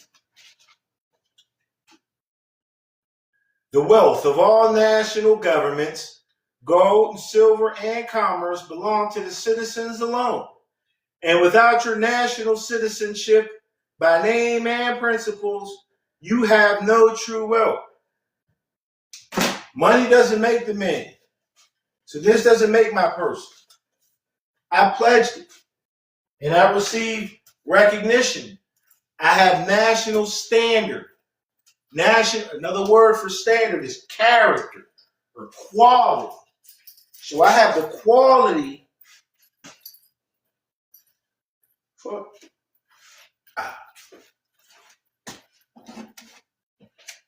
I have the quality of a national. I have the full faith and credit. Why? Because all the wealth, right? The gold, the silver, and the commerce belong to the citizens alone. And without my national citizenship, by name and principles, I'm not secure financially, commercially. I have no true wealth. But I have it. I'm secure.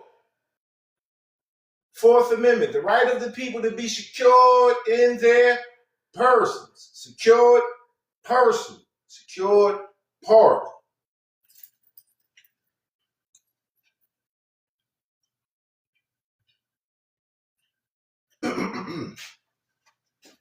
I don't just walk around using my social security number because that's a citizen, but that's not a national citizen. That's a federal citizen. My national citizen is the secured citizen with the republic. Yeah, right? All right. And I am hereby calling on all true citizens that stand for a national free government. National free, free national. Drew Ali is showing us it's the same thing. Because he also says Moorish national divine movement and Moorish divine the national movement. It's just to show you all that though he may have written it different, it's still the same application, right? So where were we at? And I am hereby calling on all true citizens that stand for a free national government and the enforcement of the Constitution. So I'm here calling out on all true citizens that stand for a free national government and the enforcement of the Constitution to help me in my great missionary work. Because I need all support from all true American citizens of the United States of America. What is he saying here? He's calling other people true citizens, American citizens, free national citizens. So the Moorish Americans aren't the only free national citizens. All right? You got a lot of these Moors out here, they're so arrogant in their ignorance and I'm a free, I'm nigga, you ain't even got no fucking you ain't got no updated nationality card. You still walk for yourself, man. Niggas out here like anyway. And he says, and the enforcement of the Constitution. So again, Drew Ali keeps making reference to this Constitution. Not to any state constitution, particularly. Everybody universally. The U.S. Constitution. Enforced mind you, that's the federal, right? That's the federal law, right? That's the federal rules. Federal means universal, basically, in this application, in this sense, right? I'm dependent, it says, help me to save my people who have fallen from the constitutional laws of the government, of the government. Of the government. So Drew Ali is including all of his people with all of these people, is saying, help me help them get back under this U.S. Constitution. Drew Ali is not telling anybody, none of this Moorish Divine National Movement that you hear when people are talking about getting outside, getting away from this U.S. Constitution comes from, it's not authentic. If they're telling you to get away from constitutional uh, uh, uh, personage, meaning if they're telling you you're not party to that, then that their movement is not this movement. Their movement is not his movement. All right, CM Bay and all of them and Taj Tariq, they're not a part of his movement. They're not a part of his movement. And none of these temples are either because they're not active. They're not active. They're not activated properly, regardless. So he says, and I'm depending on your support to get them back to the constitutional fold again, that they will learn to love instead of hate. So right now, these Moors are out here hating. What's the hate? Division, disunity, acting like they're different than somebody else. During the time of Noble Drew Ali, he had to tell the Moors, stop flashing your cards at everybody because these Moors were out here with their chest puffed full of pride like, yeah, nigga, this sus. There's Moors still doing that. Drew Ali wasn't telling us to go out there and say we're better than anybody. He was saying we're equal. But yeah, you got these knuckleheads out here talking about, oh, yeah, this is our shit. Nigga, we came over here. We came over here. I'm not an American Indian. I'm not. All right? I'm not an American Indian. All right? But my people were called that. But I'm not an American Indian. I know that my ancestry, according to this information, everybody came out of the Holy Lands of Canaan and found themselves wherever the fuck they were. And that's how we got here. That's how I got here. Those people who came out of there had sex, had children, and left them here on this continent. And I'm a byproduct of that. I ain't never been to Morocco. Hell, I ain't never been to the land of Mort. Dig? We're all here together. Anyway, that they will learn to love instead of hate and will live according to love, truth, peace, freedom, and justice, supporting our free national constitution of the United States of America. Drew Ali is talking to not Moorish Americans. He's talking to every other American citizen, and he said, according to supporting our. So again, he's all inclusive. He's saying, hey, just like y'all, we it too. And he's asking all of these other American citizens to teach his people who are out here running around here acting like they're everybody but they motherfucking selves. That we can all coexist as one people under one free national name, America.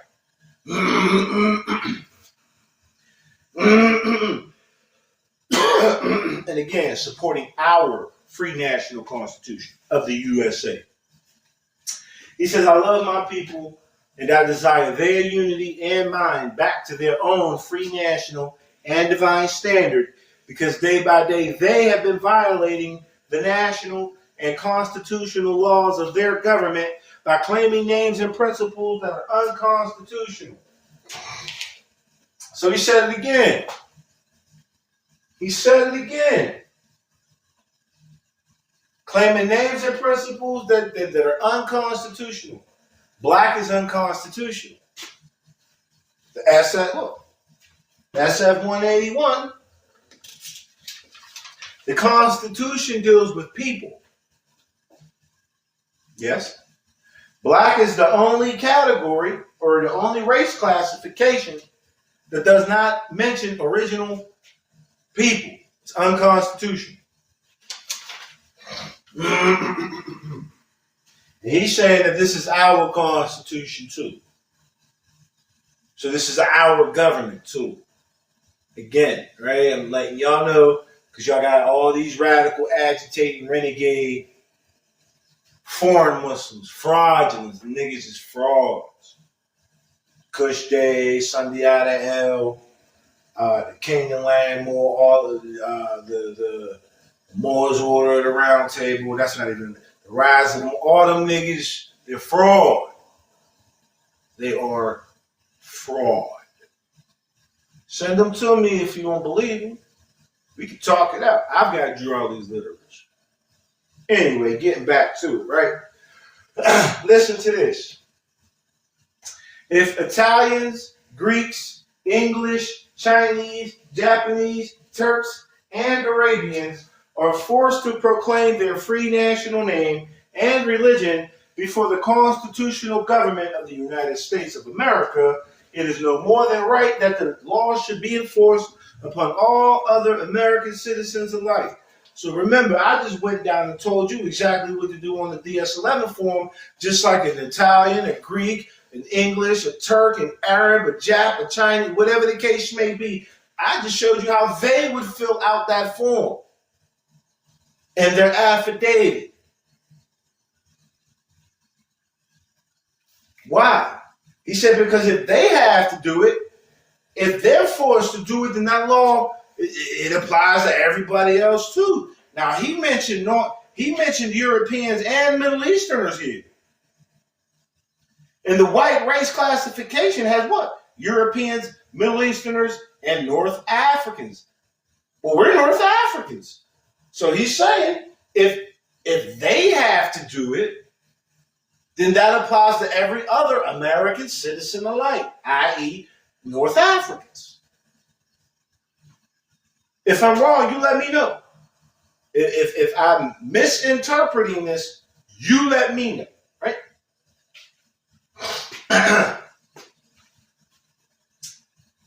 In all other governments, when a man is born or raised there and asks for his national descent name, and if he fails to give it, he is misused, imprisoned, or exiled. Any group of people that fail to answer up to the constitutional standards of law by name and principles, they are misused, imprisoned, or exiled. So that's applicable all the way across the board, not just some, but anybody. If you out here running around talking about your, I'm a part of the Moorish Divine, or no. I'm a part of the Moorish National Federal Republic, which is the bullshit, right? That's not a real government, right? You show them little RV Bay or the little CM Bay cars or whatever, right?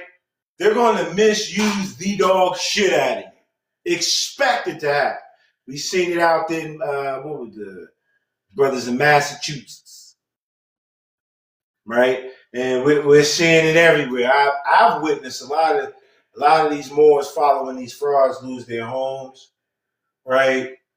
Lose their freedoms, lose their sanity, right? Because they out here talking about, yeah, I'm from this government. Nigga, don't nobody recognize that government. You're in the United States of America talking about you're from a foreign government that doesn't exist. So you're going to get misused, mistreated, abused, and exiled, my nigga. You heard me. Fuck out of here. That weird shit, man. He says, because to be a citizen of any government, you must claim your national descent name. American, my nigga. My nigga. You can't just be a Moroccan in America. You lost that seat. You can't just be an Italian in America. Right? Does Italy recognize you as are you going back home? You're an alien if you're not an American. If American is not if that's not what you are, you're an alien out here. Can't be out here and talk about you Moorish American and then saying that you're not a part of America. You're not a part of the United States. Mind you, as we go along, you're going to see that Noble Drew Ali uses North America, the United States, and the United States of America interchangeably. He makes no distinction because you got all these knuckleheads out here trying to make a distinction. Right? All right.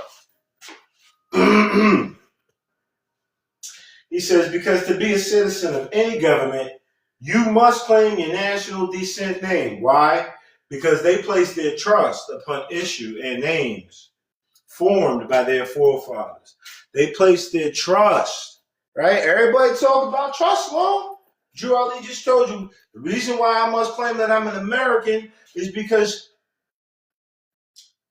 My ancestors have placed their trust upon issue and names formed, right? We're Americans. The more perfect union. That's my forefathers were a part of that. That's the trust. This is the trust. That's why Girardi always tells you, enforce the Constitution. Be an American so that you can use the Constitution. Because we place our trust upon issues and names formed by our foreparents. Right? The word Negro alludes in the Latin language to the word nigger. Negro. Negro and the N-word. He's telling us that these two words mean exactly the same thing. So, when you hear Negro,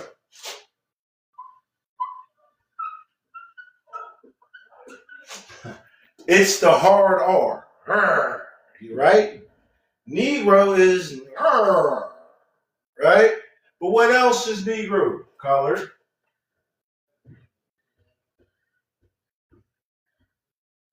Colored is Negro.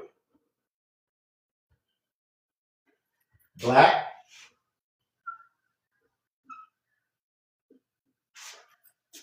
Black is Negro.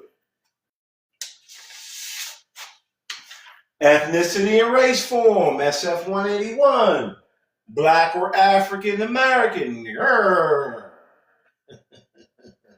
Period. Period. It means not recognized as a human being. Period. All right?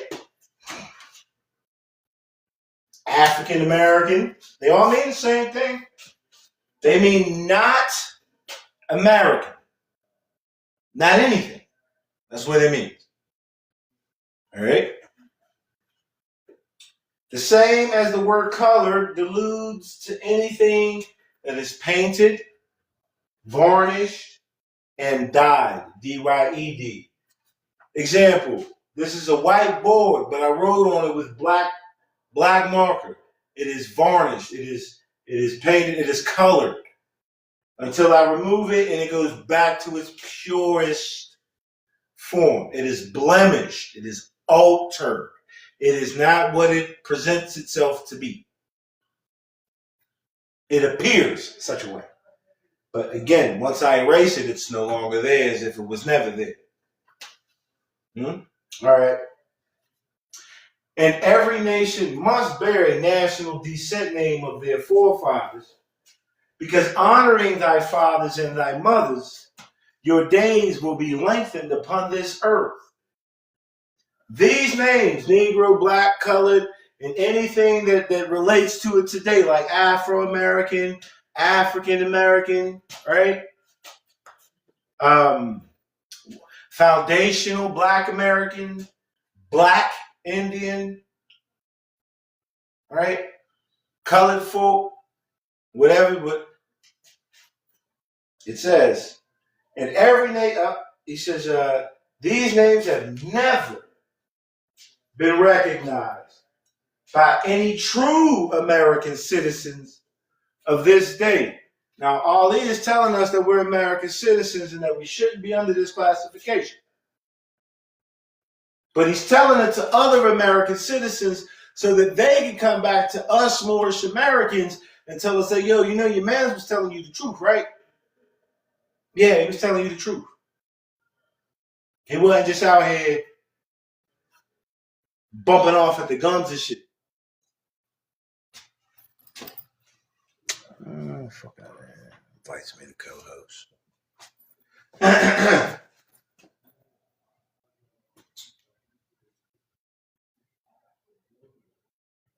He says, through your free national name, American, particularly, like I said, I'm a white American, regardless of how anybody likes it or takes it, right? He says, through your free national name, you are known and recognized by all nations of the earth that are recognized by said national government in which they live. So as an American, if I were to leave and go to anywhere on this planet, they would know I'm an American. I'm recognized as an American. As an American. Period. Point blank. Not a black American, not an African American, not an American Indian, just an American. Oh, this is the Americans. They recognize the Americans. And Americans come in all shades, all shapes, all sizes, all cultures, right?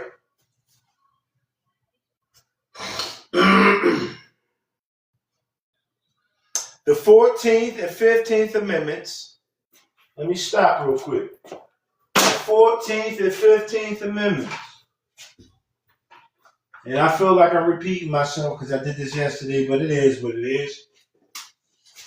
Because it all relates to nationality, right, and to nationalizing. The 14th Amendment, right, is federal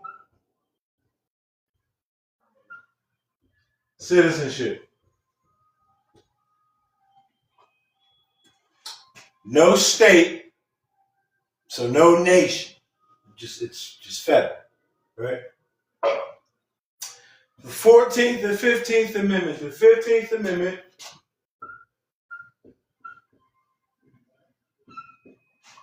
is federal votes. All right? He already made mention in the beginning, right, that as Americans, we would be able to cast a free national ballot under the Constitution at the states poll and not under the granted privilege, which has been the existing condition, right? Now he's talking about, that's the privilege, is that 15th Amendment that's relative to blacks, Negroes, coloreds, non-Americans, unrecognized entities. All right? The 14th and 15th Amendment brought the North and South in unity, placing the Southerners who were at that time without power within the constitutional body of power. And at that time, 1865, what is important about 1865? What happened in the year 1865? Somebody put it in a row. Let's be honest. What happened in 1865?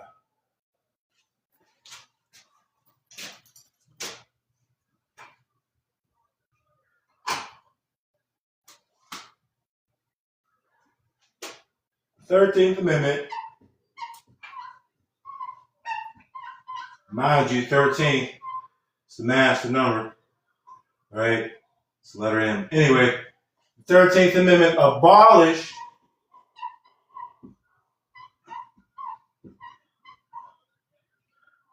slavery. All right? So he's saying that the 14th and 15th Amendment brought the North and South in unity, taking the Southerners who were outside of the body of constitutional body back in unity, right? And at that time, this had already been passed. All right? And the 13th Amendment basically allowed for the recognition of true American citizenship, free and equal to all. Right?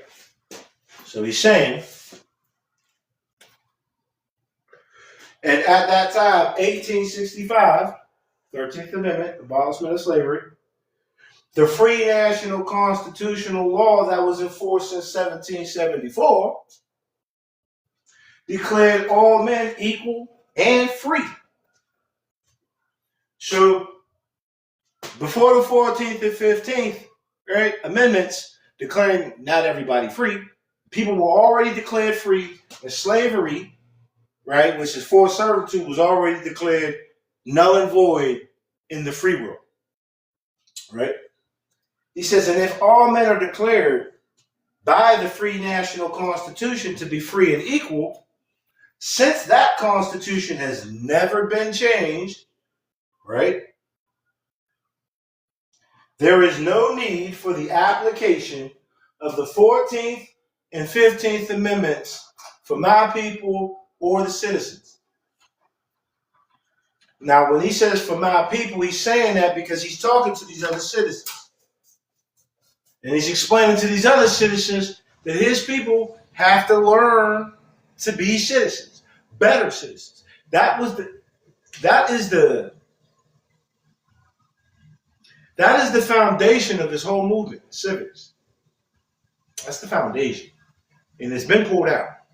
Right? But he's saying nobody has to use the 14th and 15th Amendment. Why? Because we're already American citizens. We're already free and equal since 1774. Fuck the hype. Fuck the hype. All right? So again, he's talking about the Republic. He's saying that we're supposed to use the Republic. All right? Because 14th Amendment citizens do not live. They're not in the Republic. They're in the public, but they haven't secured.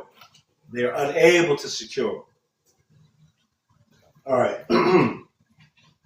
So there is but one supreme issue for my people to use to redeem, redemption, that which was lost. And obviously, their nationality was lost. In this government is what was lost. Right? And that is through the above statements. All right? Gerald basically just told all these other American citizens to tell the Moorish Americans basically to, and we're updating it today because this is a Rotarian movement. He basically is telling them to tell the other Americans, he's telling the Americans to tell his people, correct your status on Social Security, and then go get your passport and work properly. That's what he's telling them. Ain't but one issue, that DS-11, and an affidavit just to let them know. That's it. He says, then the lion, and the lion, according to the Moorish Americans, are the rich and the rulers, the rich and the rulers. He says, and the lamb are the poor people. So he says, then the lion and the lamb can lie down together in yonder hills, and neither will be harmed. So he's saying that there's going to be a balance. Whether you're rich or poor, there's going to be a balance. Why? Because in Islam, all are equal under the law. In Islam, there is no, oh, he's rich, he's better than the poor. Oh, he's poor, he's worse off than, no. Right? We contribute. In society, in Islamic culture, those who have contribute to those who don't to balance the ledger. All right? He says, in those days, the United States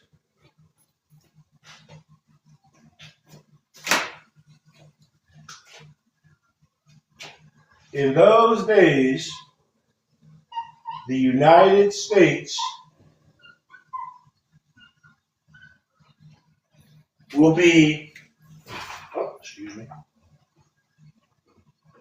He says, in those days, the United States will be one of the greatest civilized and prosperous governments of the world. But if the above statements, where are we at, are not carried out by the citizens and my people in this government, the worst is yet to come. Are we not feeling the worst of it? No.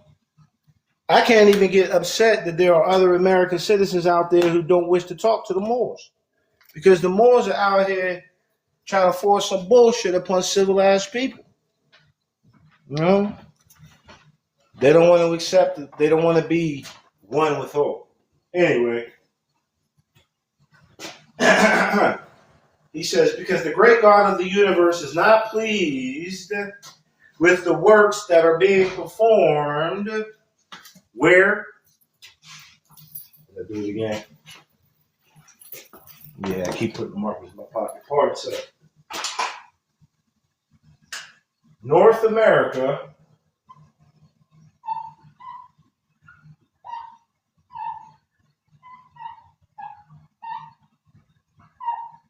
Okay, so he said the United States would be prosperous if everybody got on this national allegiance. He says, but if not, the worst is yet to come. And he says that the great God Allah has sent him to basically warn his people to repent because the great God of the universe is not happy with, well, let's just read it this way. Where are we at? He says, because the great God of the universe is not pleased with the works that are being performed in North America. So he just said these are the same thing. By my people, the Moorish Americans. And this great sin must be removed from the land to save it from enormous earthquakes, diseases, etc. And I, the prophet, do herein believe that this administration of the government, being more wisely prepared by more genius citizens that believe in their free national constitution and laws, and through the help of such classes of citizens, I, the prophet, truly believe that my people will find the true and divine way of their forefathers. So Drew Ali just said that we would be able to find our true and divine way of our forefathers just by delegating and operating and learning from other American citizens. Right? And learn to stop serving carnal customs and merely ideas of man, like go get your 98 band number or your 98 number and your W8 number and foreign this and all of that. Just merely ideas, carnal ideas of man that have never done them any good, but have always caused harm. He says, so I, the prophet, am hereby calling aloud with a divine plea. Drew Ali pled. He's making a plea. Bad. You got a lot of Moors out there talking about how we don't plead. Drew Ali said he sent out a divine plea. He's on bended knee begging. Yo, I need y'all help. I'm not too proud to beg. I can't do it on my own. I need my people to see other people, right, doing what it is that I said to do so that they will recognize that I wasn't a bullshitter when I came through. He's making a divine plea. He's applying, right? He says, so I, the prophet, am hereby calling aloud with a divine plea to all true American citizens to help me to remove this great sin which has been committed and is being practiced by my people in the United States of America.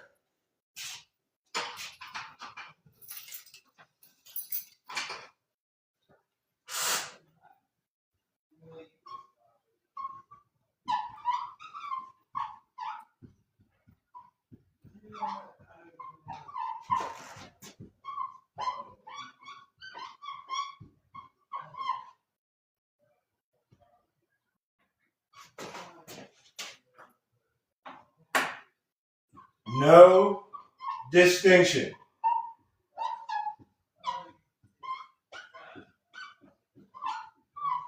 Noble Drew Ali said that the United States, North America, and the United States of America are the same entity.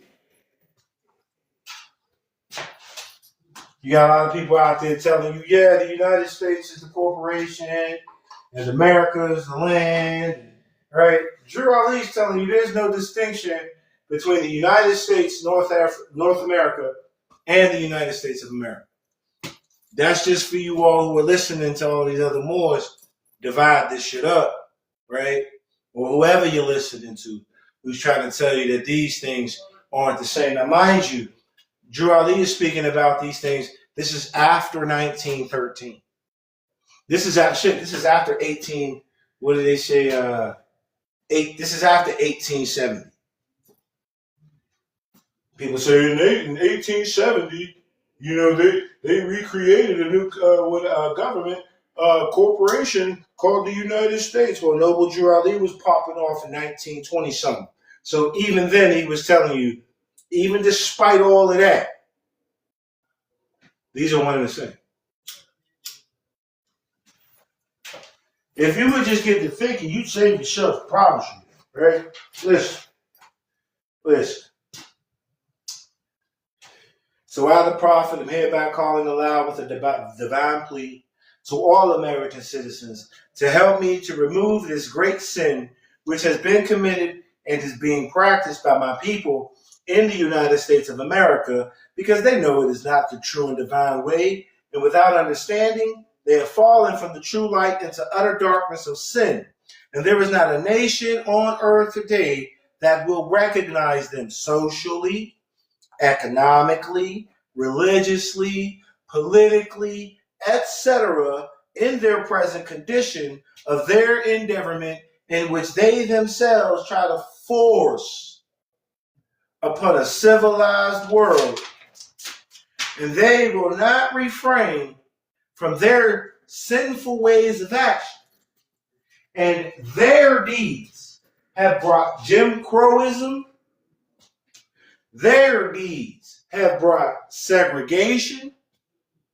Their deeds have brought everything that brings harm to human beings on earth. He didn't say the actions of others brought Jim Crow. No, he didn't. He didn't say segregation came from other people. You know, that you've got organizations like the Nation of Islam, and they teach segregation. That's not from Drew Ali. We don't do segregation. We do free and equal. I'm on this side of the street. You're on that side of the street. I've got a laundromat. You've got a laundromat.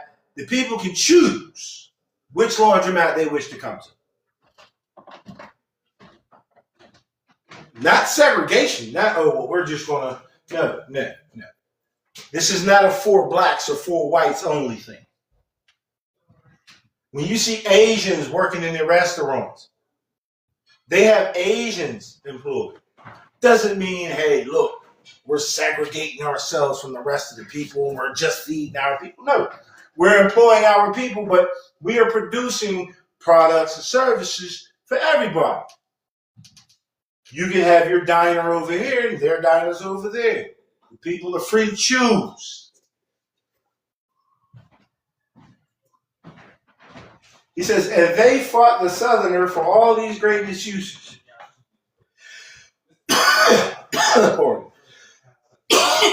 But I have traveled in the South and have examined.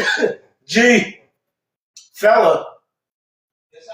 Would you bring me a water, please? Shit, thank you. Ooh, over here, cough, choking.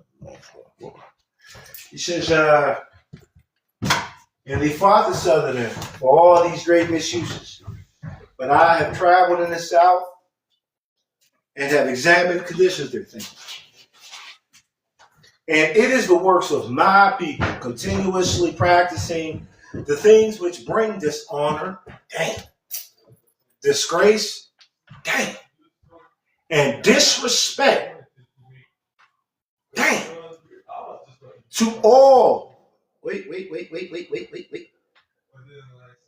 To any nation that lives the life as an American citizen.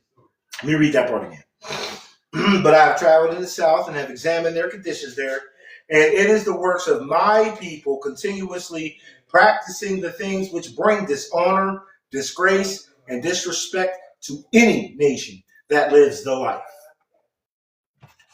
And I am hereby calling on all true American citizens for moral support and finance to help me in my great missionary work to bring my people out of darkness into the marvelous light.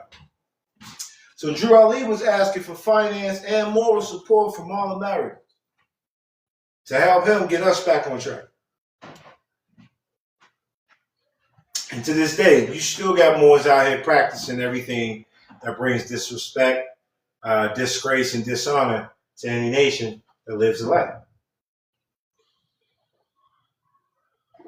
It's crazy work. So Drew Ali was telling us, hey, do as the Americans do. Be an American. I like that hat. Appreciate it. Not really a Steelers fan, but I just like the colors. Matches the kicks. You know what I'm saying? Plus, I'm from Pittsburgh, but appreciate it. All right. So Drew Ali was telling us, hey, fill out that DS11 form. Be a contributor to society. How do we know the Noble Drew Ali's movement was not just about what we see? Drew Ali makes mention of what. Yeah, hold on.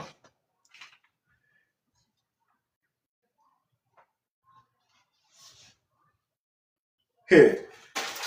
All right. So we're going to talk real quick about redemption, right? And I'm going to show proof, evidence, right, that Noble Drew Ali was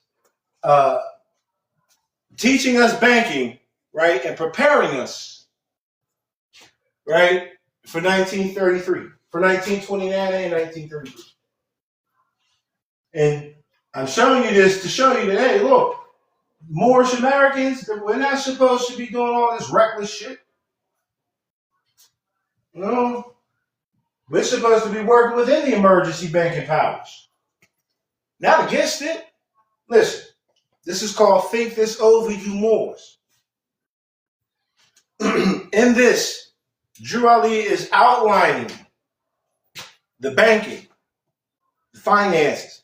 He's telling the trustees, right, how to do the banking. And there's something that he says in here that I'm going to point out, right, that should then pop that light bulb off in your head, right? He says, all sheiks, grand sheiks, must prepare for the prophet before he comes to visit them. Must see to it that all is clean and in perfection as far as comfort is possible, or otherwise don't arrange to have his presence. All members should pay from 25 to 50 cents weekly towards the emergency fund. So he's already telling us, hey, put all your money, boom, right here. This fund will increase so that it will soon amount to the grand sum of $1,000. That is, if you are loyal Moors, $1,000. This is an emergency fund. It's still called that to this day. So he's already showing the people insurance, Social Security insurance. He's already showing us insurance, benefits, all right, funding. He says the treasurer will tend to the responsibility of saying that the money is in the bank. In the bank. Now, mind you, the Moorish Americans were banking with the Benga State Bank. First so-called African-American owned state bank. All right. So he was still doing business with those who shared in his cause. Even though the brother Dinga, can't remember how to Benga, even though he may not have been a Moorish American, right? He did banking with the Moors. All right. Now listen. The treasurer will tend to the responsibility of seeing that the money is in the bank. Yes. And under the name of the Moor Science Temple of American Finance. Listen to this. For clarification, this is prior, this had to be no later than, we'll say, June of 1929. And that's just me giving some time, because in July, Noble Drew Ali left the scene. All right? So he says, when needed, act according to the law pertaining to the procedure of performing an emergency act. When needed. When needed. Not if, right? Not maybe. This man is teaching the Moors and their financial advisors, right? Their business managers, how to do banking, right? Finance, right? It's got to be under the finance department, right? What else did he say? The treasury, right?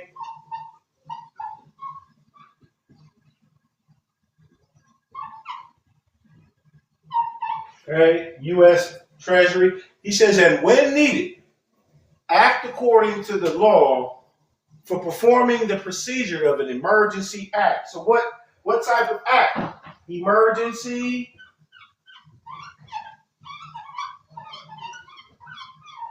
banking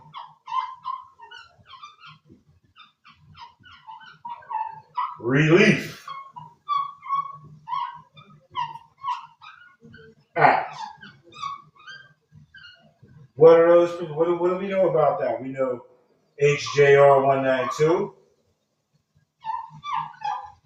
Public Law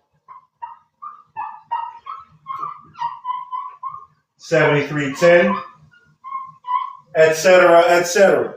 He was already telling us when needed, right? So he's forecasting. He's telling the people that there was going to come a time when we would have to perform the Emergency Banking Relief Act procedure in order to continue banking and doing business as creditors, right, and commerce as American citizens. Again, if I'm shooting in the dark or if I'm reaching, let me know. Right? This Emergency Banking Act happened in 1933. Noble Drawley makes this statement no later than June of 1929. No later than June 1929. What happened in What happened in 1929?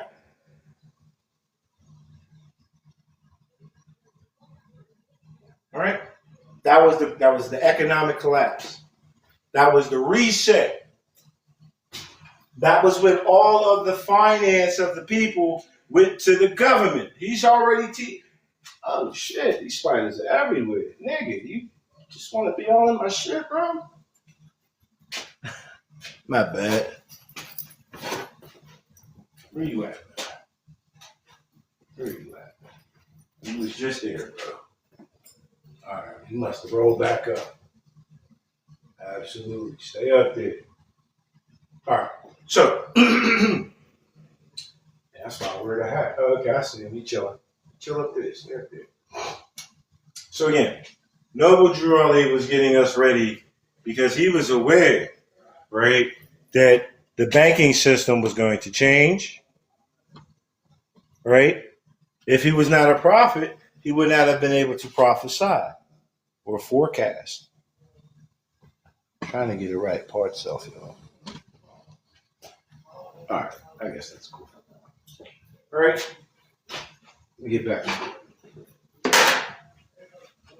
He says, no head of any temple is to borrow from any member more than $5 to $10 to purchase property. Excuse me. No head of any temple is to borrow from any member more than $5 to $10 unless by notification of the prophet, the necessity for the loan. Bank. When any said temple desires to purchase property. So mind you, temples can purchase property. The Moorish Science Temple of America today, they're not purchasing any property. Just saying. Let me see here. When you have a moment. Okay.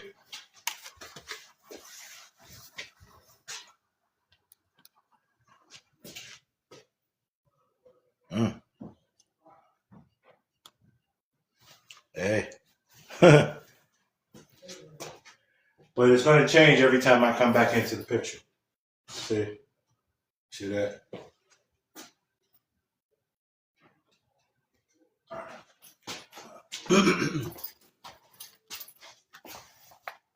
All right. He says, when any said temple desires to purchase property, they must first notify the grand body or the prophet, and it must be purchased under the name of the Moorish Science Temple of America or under the name Noble Drew Ali. So he's telling you, either put my name on it, and if you put his name on it, he has to know about it. Right? Can't just go putting his name on it. He don't know about it, right? Right? Or under the name of either, because him and the temple, they're all one. All right? He's giving you a template because this is how your state government works. This is exactly how the state governments work. So the temple is your template. All right? Just to keep that in mind. He says an individual name should never be applied. An individual name in business should never be applied. Your social security number, that's an individual. Just letting you know, that's an individual, right? And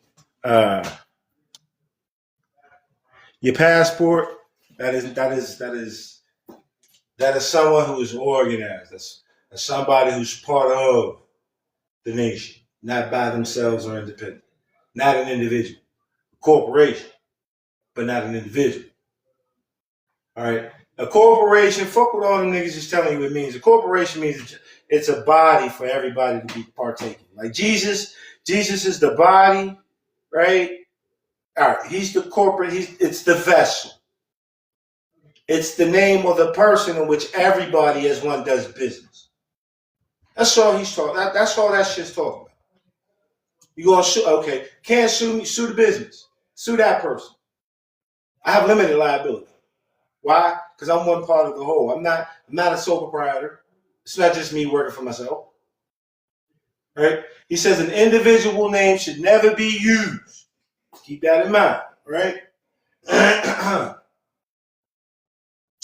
Where we at?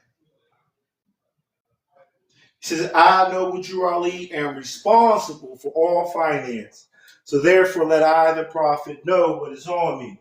So in these days, that would be, if we actually had active temples operating appropriately, and they've established other businesses and whatnot, where the people have come in and given their finances, right? Then those finances, someone might say, hey, you know what, we need an auxiliary, or hey, you know what, I seen this rental property down the street, you know what I'm saying? Drew Ali would have to know about it. He would have to account for the use of the finance. Right? Drew Ali gave us real business, right? Not any of the bullshit that you're seeing, but understand that you can do this in your state. All right, because the Moorish Science Temple of America, as it stood, right, it was garbs, and the garbs, right, they have been worn well, and we've taken off that garb now because we're in a new era of time now. So everything that the garb are the principles. We keep the principles. All right. He says, some of you have slipped drastically. So you'd better lace up your shoes before I get there. Everything, listen, every business transaction or anything pertaining to finance is to be transacted in the name of the Moorish Science Temple of America or Noble Drew Ali. We Moors must maintain a grand treasurer, just as in the days of our forefathers. Then you are a nation. Until then, you are nothing. All these Moors out here talk about they're with the nations. You got your treasury. Do you have? Oh, excuse me. Do you have the people's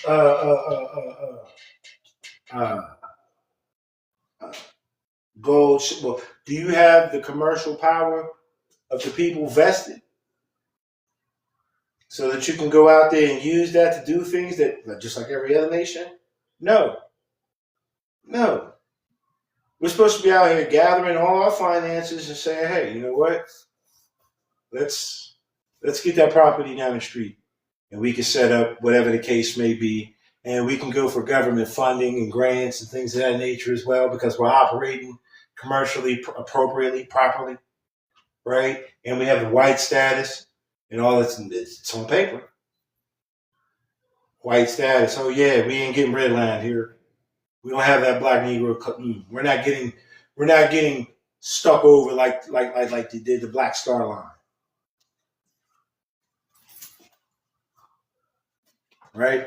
How many of y'all are familiar with the Black Star Line? The brother Marcus Garvey. Marcus Garvey was doing commercial business even as a Negro, but they did him dirty financially in his investments, right? But Drew Ali is telling us, hey, we should be able to go out here and do all of these things, right? He says the emergency fund is issued by no book, but by an emergency card punched according to contribution, Social Security card, then marked on book. Or you could I punch my passport, right? If you collect unemployment and you use your passport, right? When you fill out your claim, when you file, because it's a claim, right? They will have already your name and your Social Security number. It's already on file. And this is what happened to me, if the names don't match, then by default, they're going to tell you to use the Social Security entity, right? But if you have your passport and the name on the Social Security card and on the passport are the same, and you file for unemployment under your passport, you get the bypass. It does not affect you. It does not. It's an input into Social Security, not in the public. It's real compensation, right? He's telling you the emergency fund is issued by no book, but by an emergency card punched according to contribution, then marked on book. That is the law, and the law must live. He says, listen to this shit, right? Drew Ali says the government is behind me, and I must get behind you. What government is Drew Ali talking about is behind him? He's not talking about the Moorish Science Temple of America. He's not talking about all these new factions, the Moorish Science Temples of America. He's talking about the United States government. Man, just keep bumping in shit. But that's what he's talking about. He's talking about the United States government. He says the government is behind me, and I must get behind you.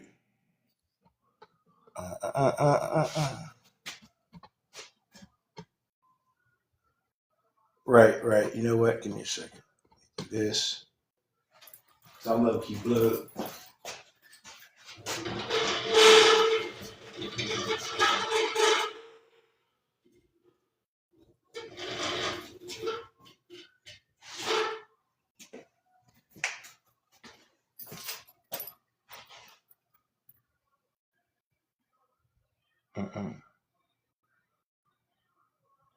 All right.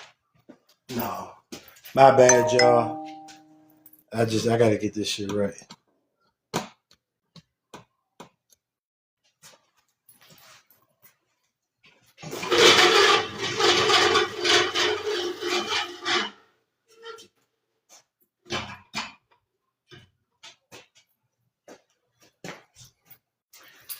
Yeah.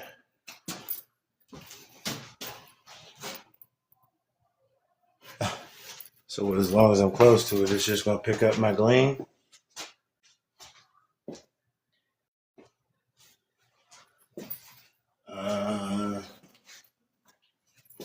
Right, that's the part right there. All right. All right. He says The government is behind me, and I must get behind you, for I must uphold and enforce the law. My mission is to save you Moors. Drew Ali is not teaching anybody to get away from this government. The truth is that Drew Ali was telling us, and it's a bitter truth, he was telling us that we need to treat everybody equally, right? Because equity, in order to receive, you must do equity in order to receive equity. Can't be out here talking crazy about people and then getting upset that other people are talking about crazy about you. The golden rule says treat others as you wish to be treated. Right? Anyway, listen, check this. The heads of all temples, grand sheiks and grand sheikesses must conform to the divine principles of love, truth, peace, freedom, and justice.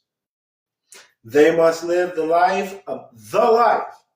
Mind you, Drew Ali likes to say the life. So he's saying that everybody, all American citizens, live this particular life. He says they must live the life among the members and be loved even as the prophet is loved.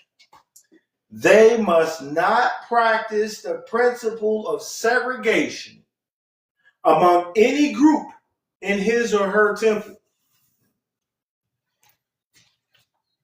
Let that shit sit in the air for a second. They must not practice the principle of segregation among any group in his or her temple. What does that tell us? That tells us that there were people of all skin tones and complexions in these organizations. And he was telling the Moors, don't do that. Don't do that. We already read in a divine warning that it was the actions of the Moorish Americans that caused Jim Crowism and segregation and everything that harms, because we wanted to act uncivilized. Now he's saying it again. He's telling you, no, listen, man. They must not practice the principle of segregation among any group in his or her temple.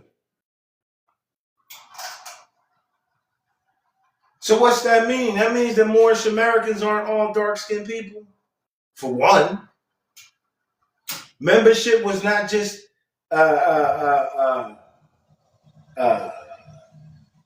designed for people who were called blacks, Negroes, or coloreds. This movement was for all Muslims, particularly everyone who identifies with the white race. So that's Europeans, Middle Easterners. That's anybody and everybody. That's Asians too. North Africans here in America.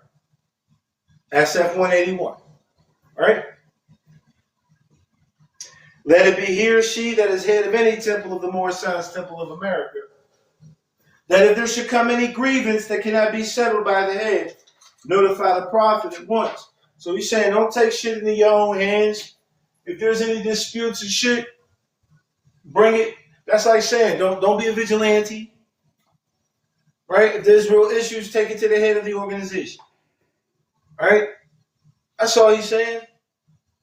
No member is to attend adept chamber that has not lived a moral and clean life and has not paid his or her dues or assessments. I'm living the life of love, and I pay my dues or assessments, right? Because again, when you apply for your national citizenship, right, you have to pay for processing. My dues have been paid up 10 years.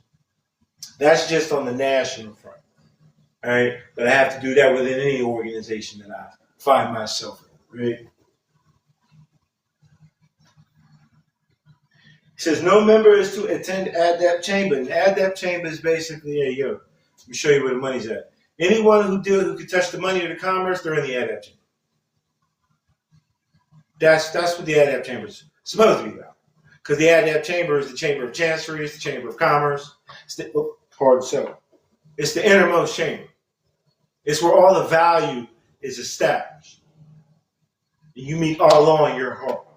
So here's the adept chamber. All right, but he's telling you that anyone who has uh, uh, authorization to touch the money, all right,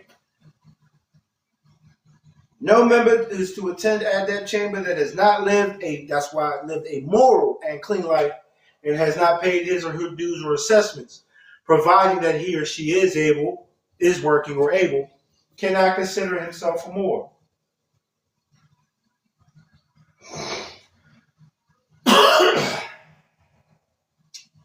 No member is to attend that chamber that has not lived a moral and clean life and has not paid his or her dues or assessments, providing that he or she is working or able, cannot consider himself immoral.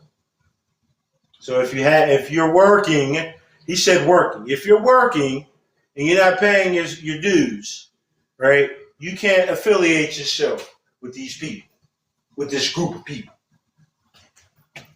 Appreciate the love. 100. He says, but traders must be excluded from the books after having fair trial by the head of their temple, and that must be sent into the grand pile. And all members that are able to subscribe towards the uplifting funds, because it takes finance to uplift a nation. So these are taxes. He's talking about taxes. Subscribe. That's a tax. And we know that Joel Lee had per capita tax in his organization. The taxes is what tax money is, the financial investment of the people, right? That is used in order to fund school, in order to fund programs, in the community, whatever the cases may be. So if you didn't pay in, you don't receive shit. Everybody trying to not pay taxes. I don't pay taxes to the federal government because that's only one part. But I'm recognized federally, right, as a tax exempt, right? I'm a taxpayer. My taxpayer is exempt from paying federal. It's not exempt from paying state. I get what I put out. If you don't put in, you don't get nothing. You don't get anything. I don't want to pay taxes. Don't complain. All right? Real shit. Listen. Right. But anyway, all right. He says, and those that are able to and fail to act are not Moors, but traitors to their cause and trust and their nation, and are not allowed to share all of the Moorish honors.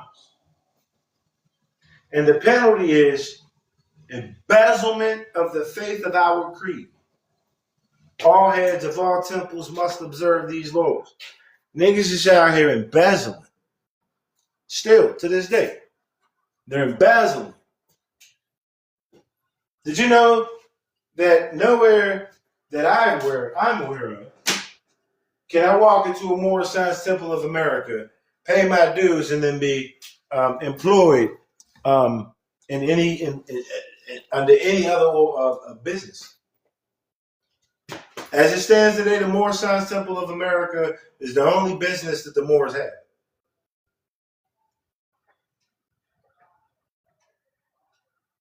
No laundromats, nothing, just that part. What are you paying the taxes for? What am I paying my dues for? Do you not see that the template's a union? He gave us a union. He gave us everything it takes to save a nation. Unification, right? Everybody putting their finances to one centralized point, right?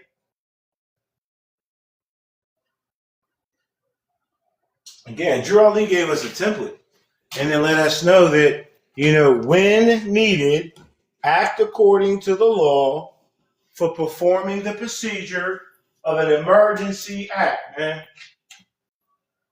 Everything I just read all aligns with this here. Let me get out the way. All right.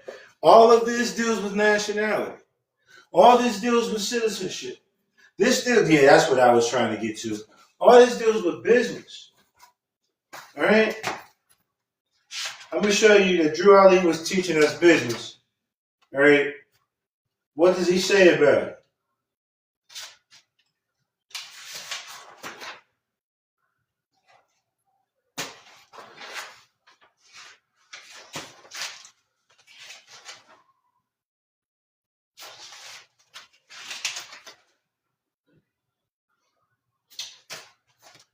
This is called Our Dollars and Cents. I can't read this one enough, right? Because this blows all of them. This exposes, right, these dirty Moors, whether they're temple Moors, right, non-temple, whatever they may be. It exposes the ignorance, because some of them may not be doing it intentionally, but nonetheless, right, people are being misguided. Listen here. The doctrine of economic security is by no means as widespread and intensive among Americans of our group. So he just called us Americans, as the circumstances demand. And the more written is said on the subject, the better. We need to more earnestly urge conscientious support of the businessmen and women of our group in their chosen fields of endeavor. The greater the success of their business enterprises, the more open gates of opportunity there will be for our youth of today and tomorrow. Think of this fact. We need to urge that our businessmen and women build on the principle of service. We need to urge the greater cooperation among them to render courteous, honest, and efficient service to the buying public. They should not expect any support and patronage merely on the grounds that they are racemen and women in business, but for the reasons that the service and the quality of their goods and products they sell are equal in value to the service and merchandise offered to the buying public by any other business people. There should be maintained a cooperative spirit among our businessmen and women to keep their business places as clean and sanitary as any similar places in any other section of the city. What is he talking about? Is he telling us to be up in the more science temples of America? No, he's telling us that there's businessmen and women out there, and we should be investing in their trades and their skills so that we can contribute to humanity. Citizens of our group should cultivate a sound vision when it comes to the necessity of buying professional service, merchandise, provisions, etc. We're supposed to be out here doing business. We should look beyond the direct result and object for which we invest our money. We should lose sight of the mere fact that we've received a dollar's worth for a dollar spent. Yet we should keep firmly in mind the necessity of keeping each dollar spent as much as possible within the spheres of our own activities, where they will create further openings of business enterprises and wider opportunities for the men and women of our group to procure soundly remunerative employment. What? Forward must be the watchword of the seller and buyer alike. We make the money and we spend the cash. Let us sincerely cooperate one with the other. Our plight will change when we change ourselves. Anybody else not hear the business? I hear business. Where's this at? Where is this at? Look. Right? It's called Our Dollars and Cents. This is a newspaper article. Noble Drew Ali allowed his Morris Guide newspaper. I'm going to read this last one, right? And then we're going to close out. Drew Ali is going to tell you about the Moorish Science Temple of America. All right? The Moorish Science Temple of America was a template. All right? And if it was still operating correctly, right, everybody would be going into it. all types of businessmen and businesswomen. Unfortunately, I see no businessmen and women in the Moorish Science Temples of America. That's why that whole operation is at a hill, because nobody in there really knows business. The Moorish Science Temple of America was founded by the Prophet Noble Jew Ali. Aside from the fact that it is a legally organized religious corporation, it is building on human needs. To this desirable end, in time, legitimate means will be found to dispense charity and provide for the mutual assistance of its members in times of distress, to aid in the improvement, lost my place, of health, and to encourage the ownership of better homes, to find employment for our members, to teach those fundamental principles which are desired for our civilization, such as obedience to law, respect and loyalty to government, tolerance, and unity. Let's just start with that paragraph right there. Where are the jobs? He said this was supposed to employ. I'm supposed to go ahead and learn how to be employed.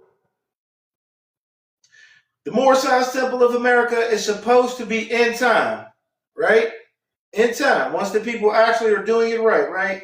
It would be able to dispense charity, that's Social Security, provide for mutual assistance in times of distress, right? Claims, unemployment, or emergency funds, right? Whatever the case may be, to aid in the improvement of health and to encourage the ownership of better homes, home ownership. Where is this in the Moorish Science Temples of America? Nowhere to be found, nowhere. It's in the movement, but it's not in these organizations. It says to find employment for our members. Does the Moorish Science Temple of America find employment for you? No, it doesn't. But guess what it does? Your state will. Because the template, it was showing you back then what to look for today. My state offers all types of jobs. Right? Listen. Because all you hear in there is about, you kind of hear obedience to law, respect and loyalty to government, and unity, but you don't hear anything about tolerance. All right? It says, it is most earnestly hoped. Check to make sure my is definitely charged. It says, it is most earnestly hoped that the Moorish Science Temple of America will not in any way be confused with any Back to Africa movement. It's definitely been confused with that. Some people really think that we're supposed to be going back to Africa.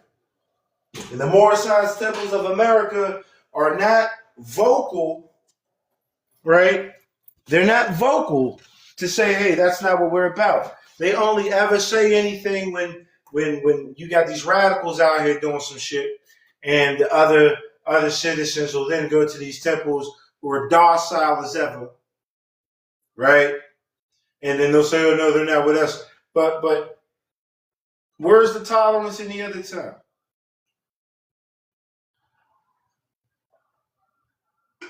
Where is the community outreach?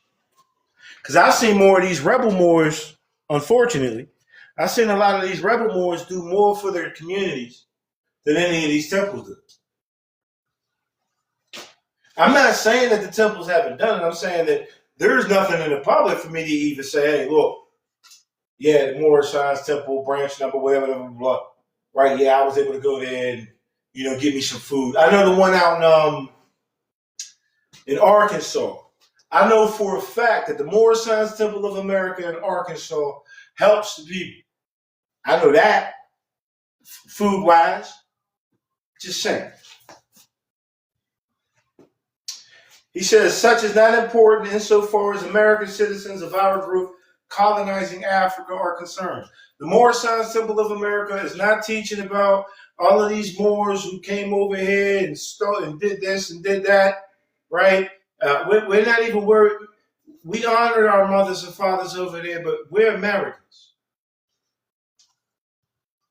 You got all these, and again, it's good to see it. You got all of this information: Moors in Europe, Moors in Spain, Moors in Asia, right? All right, what about the Moors here in America, motherfucker? Why do we keep going outside of America?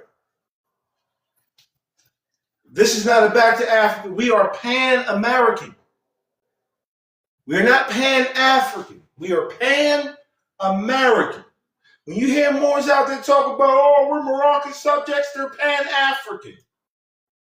And most of them don't even deal with Drew. And they'll tell you that. Even though if this man had let it be known, hey, you're Moors, right? We may have never known. That might have been a secret kept, known by a few. But you got these noodles out here talking about, oh, we're not, you got these people out here who are Pan-African Moors. The Moorish Americans are not Pan-American. We're not Pan-African. We're Pan-American. That's why Drawley went to the Pan-American Conference, by the way. All right. We of the Moorish Science Temple of America, like countless other American citizens, know that we must live here in America in harmony, friendship, and goodwill, whatever our race and creed may be. I don't see that shit at all. I see these Moors out here going at everybody's neck, and then you got everybody going at the Moors' necks, and then they got people coming at my neck because they think I'm associated with these nut-ass niggas. Right? Because there is no harmony.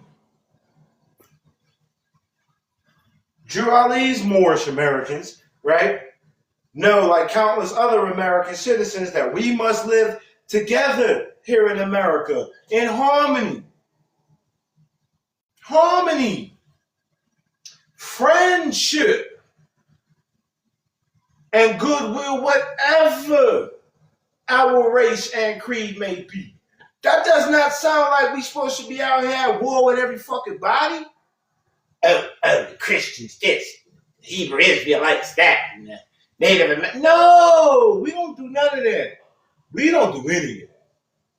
Right? And Drew Ali's going to tell you why we don't do any of that. Because it's really the honor system, right? Listen. He said, it is only from a purely religious standpoint, it seems at this time, that we differ from a large number of our fellow Americans. So the religion is the only thing that makes a Moorish American different from any other American. Otherwise, he's a Christian, I'm a Muslim, right? That's the only difference. But outside of that, we're both Americans. Right? We believe in the principle, we believe in and foster the Muslim religion. We believe in the principles of its teachings insofar that they can be adopted to American life. So Islamic values can be adopted to American life.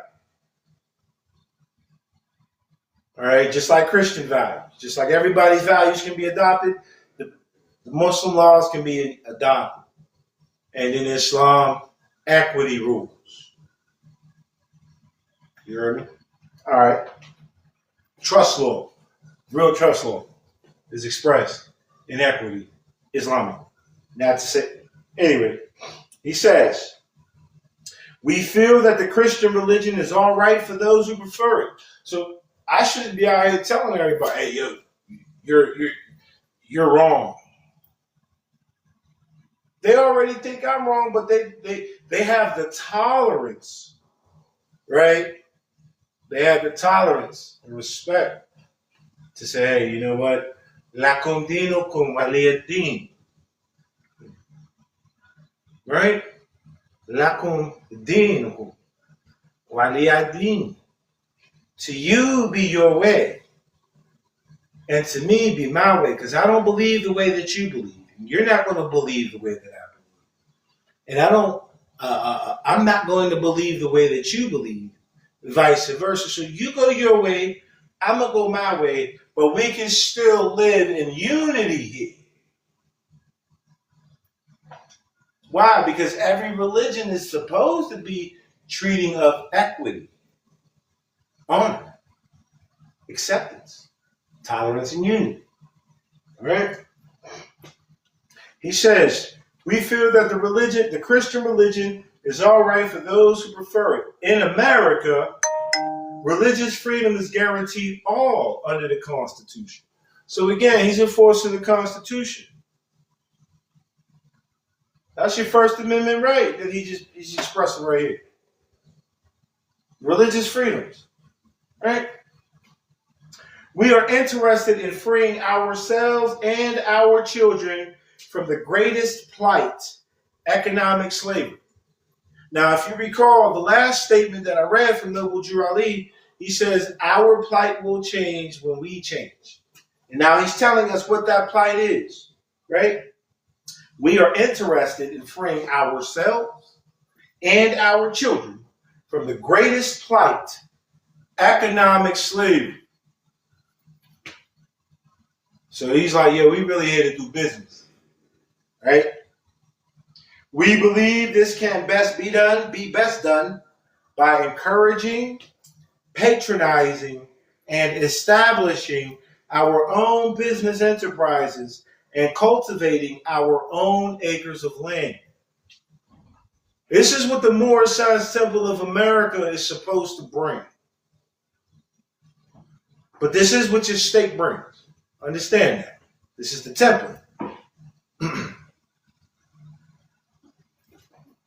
We welcome into our folds men and women of our group of all sections, all trades, occupations, and professions of sound mind and good character. He's inviting the people who do business like, yo, come get with us. Share your skills and your trades so that we can all benefit. Where is this at? Where is this? We are friends and servants of humanity. Now, again, in the last statement that I made with Drew Ali, right, he said that we're supposed to focus on service. Now, he's saying that we are friends and servants of humanity. We are dedicated to the purpose of elevating the moral, social, and economic status of our people. Status correction. Status correction. Yes. We have set about to do this through a wide and comprehensive program embodying the principles of love, truth, peace, freedom, and justice.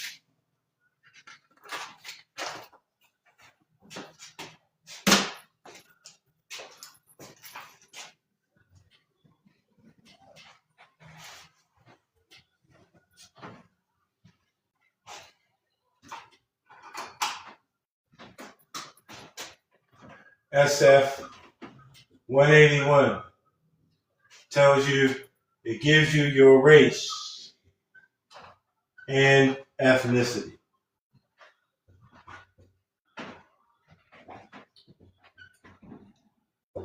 Okay, that's your first step.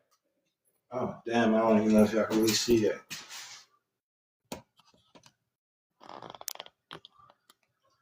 Let me bring it closer.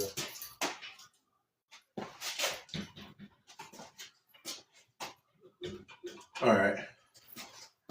Yeah, that looks better. All right. Race and ethnicity form. That's where you start. All right.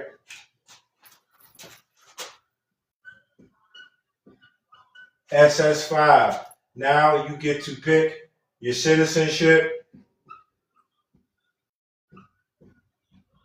and your race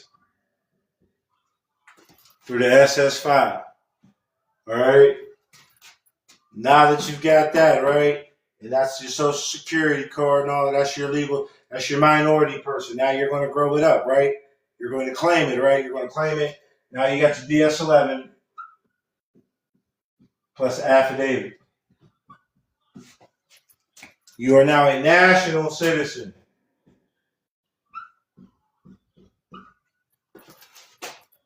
All right. You were now able to do all of those, do all business, live the life according. 3 steps. 1, 2, 3. 1, 2, 3.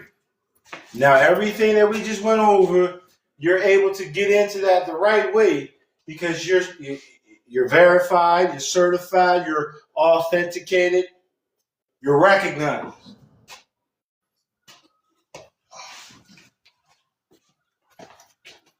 I learned all of that through this here. I mean, I've had other teachers too, but this here, this is all of Noble Drew Ali's works that I could find. Right? I don't have minutes of any meetings or I don't have any of that stuff, right? Because people are holding that out. They don't want everybody to see that, whatever the case may be.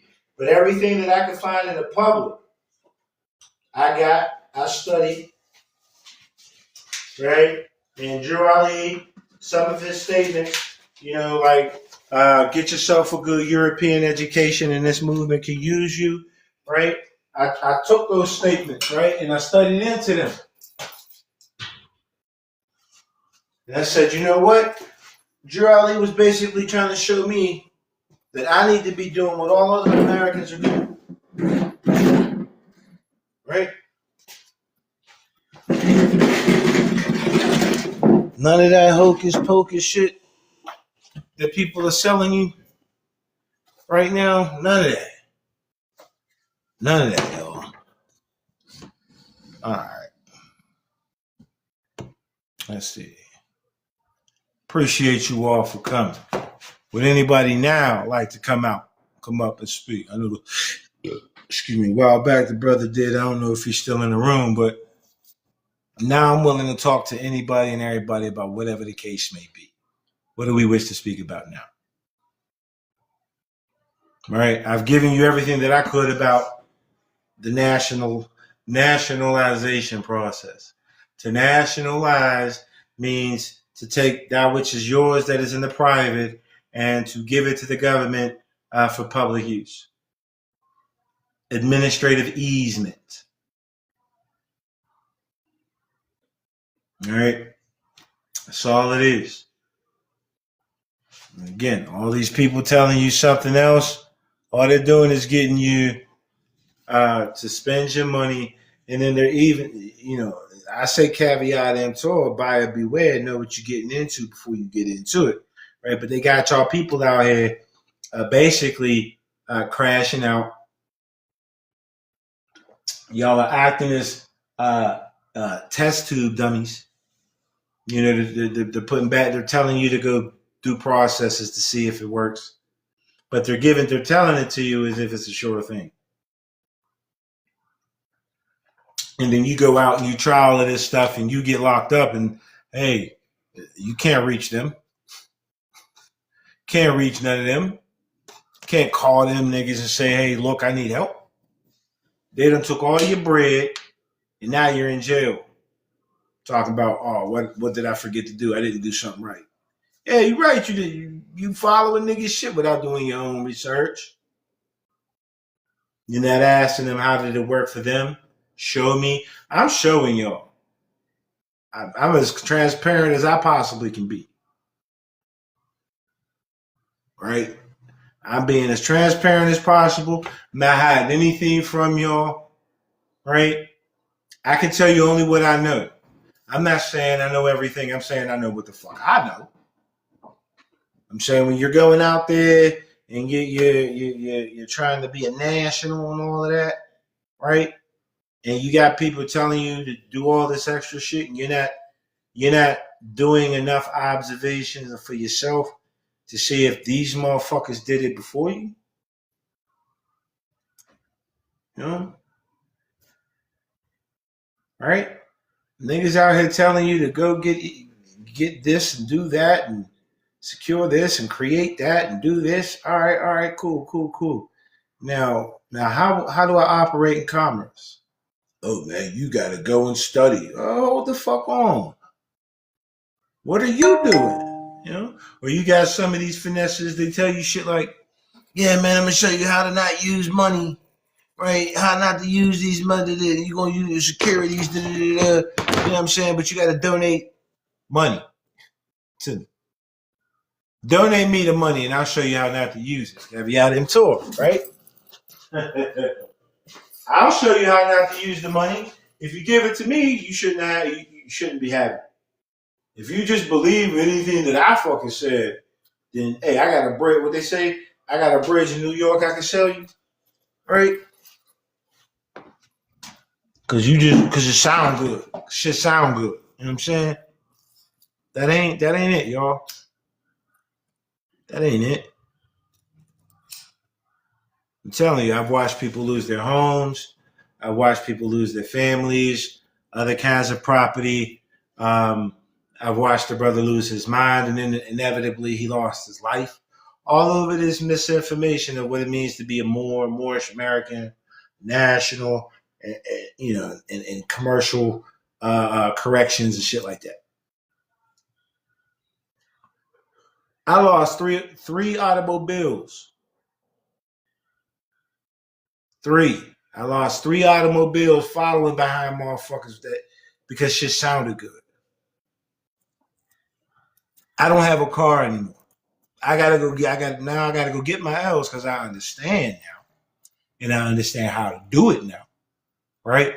But I don't know. I can't tell you how many times I was out here driving around and having to appreciate that. And having to go get my car out the pound, talk about they're ransoming my property to me. Nigga, I got tired of that shit. Right? Again, Drew Ali told me ain't but one thing that I need to do to get it right, and that means to fall in line. And I wasn't falling in line. I lost my car so many times. I put out so much money. I said, you know what? I'm not gonna let these motherfuckers put a bullet in me, right? Because I was out there acting as a combatant. Listen to the people who had sovereign citizen agendas, whether they say it or not. Mm-hmm. Shit. Lost cars. And again, I got arrested. I got all of this types of shit because I was out here. Peace. That's what's up, brother Swan. Damn, what was I saying? Yeah, I don't lost a lot of shit. I had to get locked. I got locked up, and now people are looking at, again, this is why I don't even wear my fez anymore. I need to get enough people around me who are operating correctly before I put it back on, right? I wasn't wearing my fez because I started realizing that, if I wasn't a pale skin, they weren't going to see me as a Turk. They were going to see me as a crash out. They were going to say, oh, yeah, you're part of that Moorish cult. See, during the time of Drew Ali, everybody respected the movement until niggas started going crazy. And then they started, then the onlookers started calling it a cult because niggas was out there acting rebellious. Same shit that happened to Jesus. Same shit that happened to Muhammad. You heard me?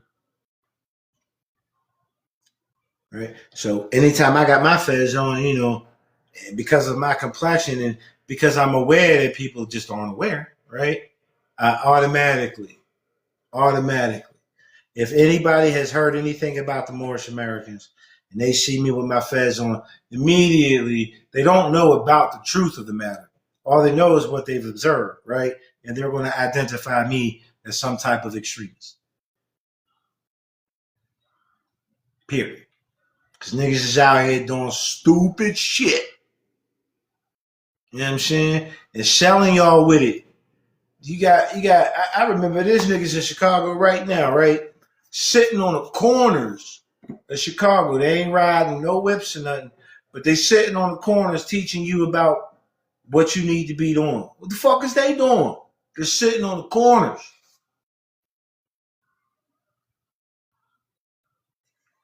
They're sitting on the corner, and then you're paying into them, right?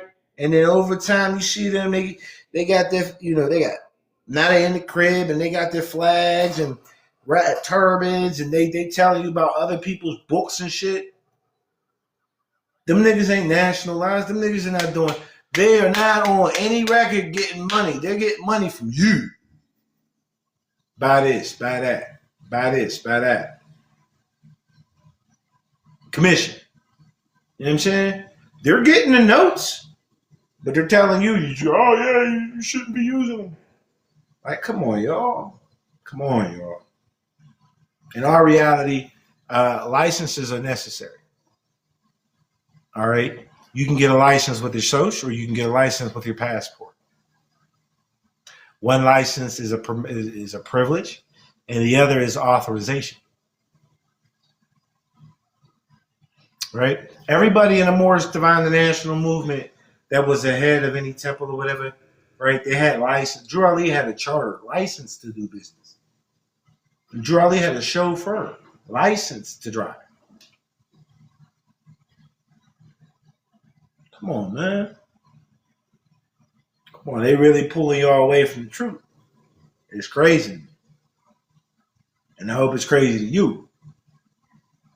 You really have, and it's not just these nut ass Moors neither.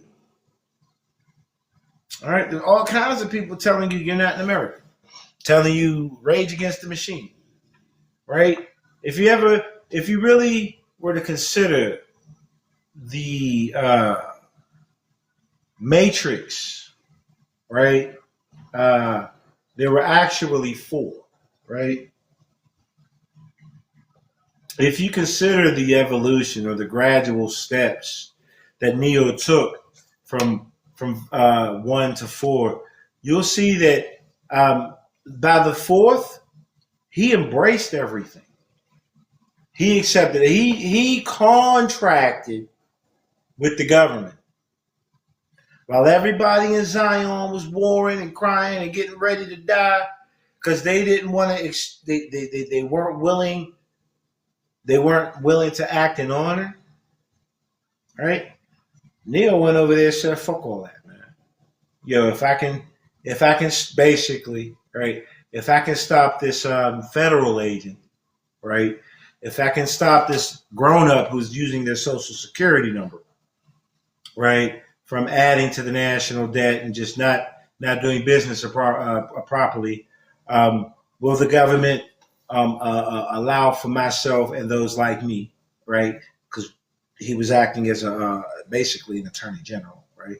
He said, will you allow us safe passage in and out of the matrix? Yes. Contract made. Boom. Neil went out there, right? Got into whatever with Agent Smith.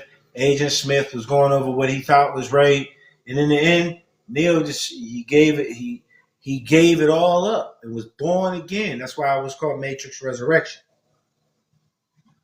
This was the resurrection or the resuscitation or the reactivation, right? Or the realignment, if you will, right? Or the perfection of a person.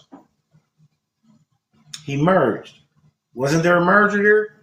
Do you know what happens when you merge in a trust? The trust collapses. He collapsed that shit. So I'm not going to use. Basically, in government terms, Neo stops using the social. He stops using it. Remember, Agent Smith and Neo, they're one and the same. They're reflections of self.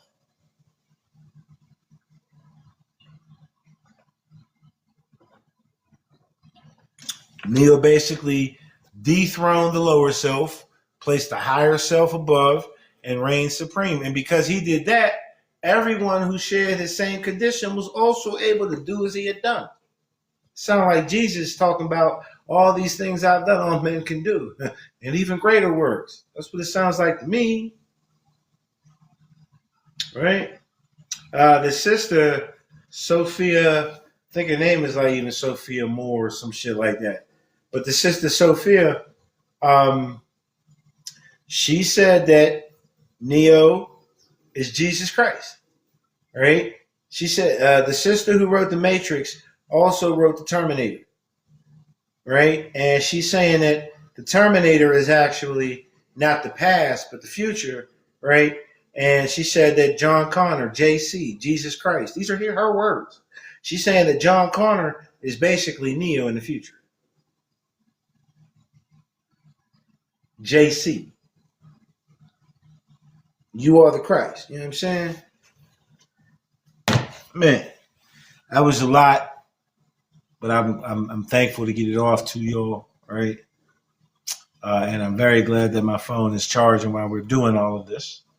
All right, so I'm gonna go ahead and get off because it seems like no one desires to say anything or to come up. Right, as always, I'm just your brother man, come to show you the way to your own salvation. Right, and as always, you can catch the recap on the YouTube channel, link in bio. I am definitely listening, bro. Absolutely. Is there anything? Do you wish to come up and speak? You know, I don't know how long you've been in this, like listening to this dissertation, but you know, if there's any questions, you know, I'm willing to bring people up. I can't yet, but soon. All right, that's cool. That's cool. That's absolutely cool. Right. Peace and love to you all. I appreciate you all. Thanks for the love. He said, I've been in it for a while. Cool, cool, cool. You know, hit the little heart. You know, rock with me. You know, I guess whenever you do that, that'll let you know I'm online. You know, I'm going to try to go live at least once a day. Be right back.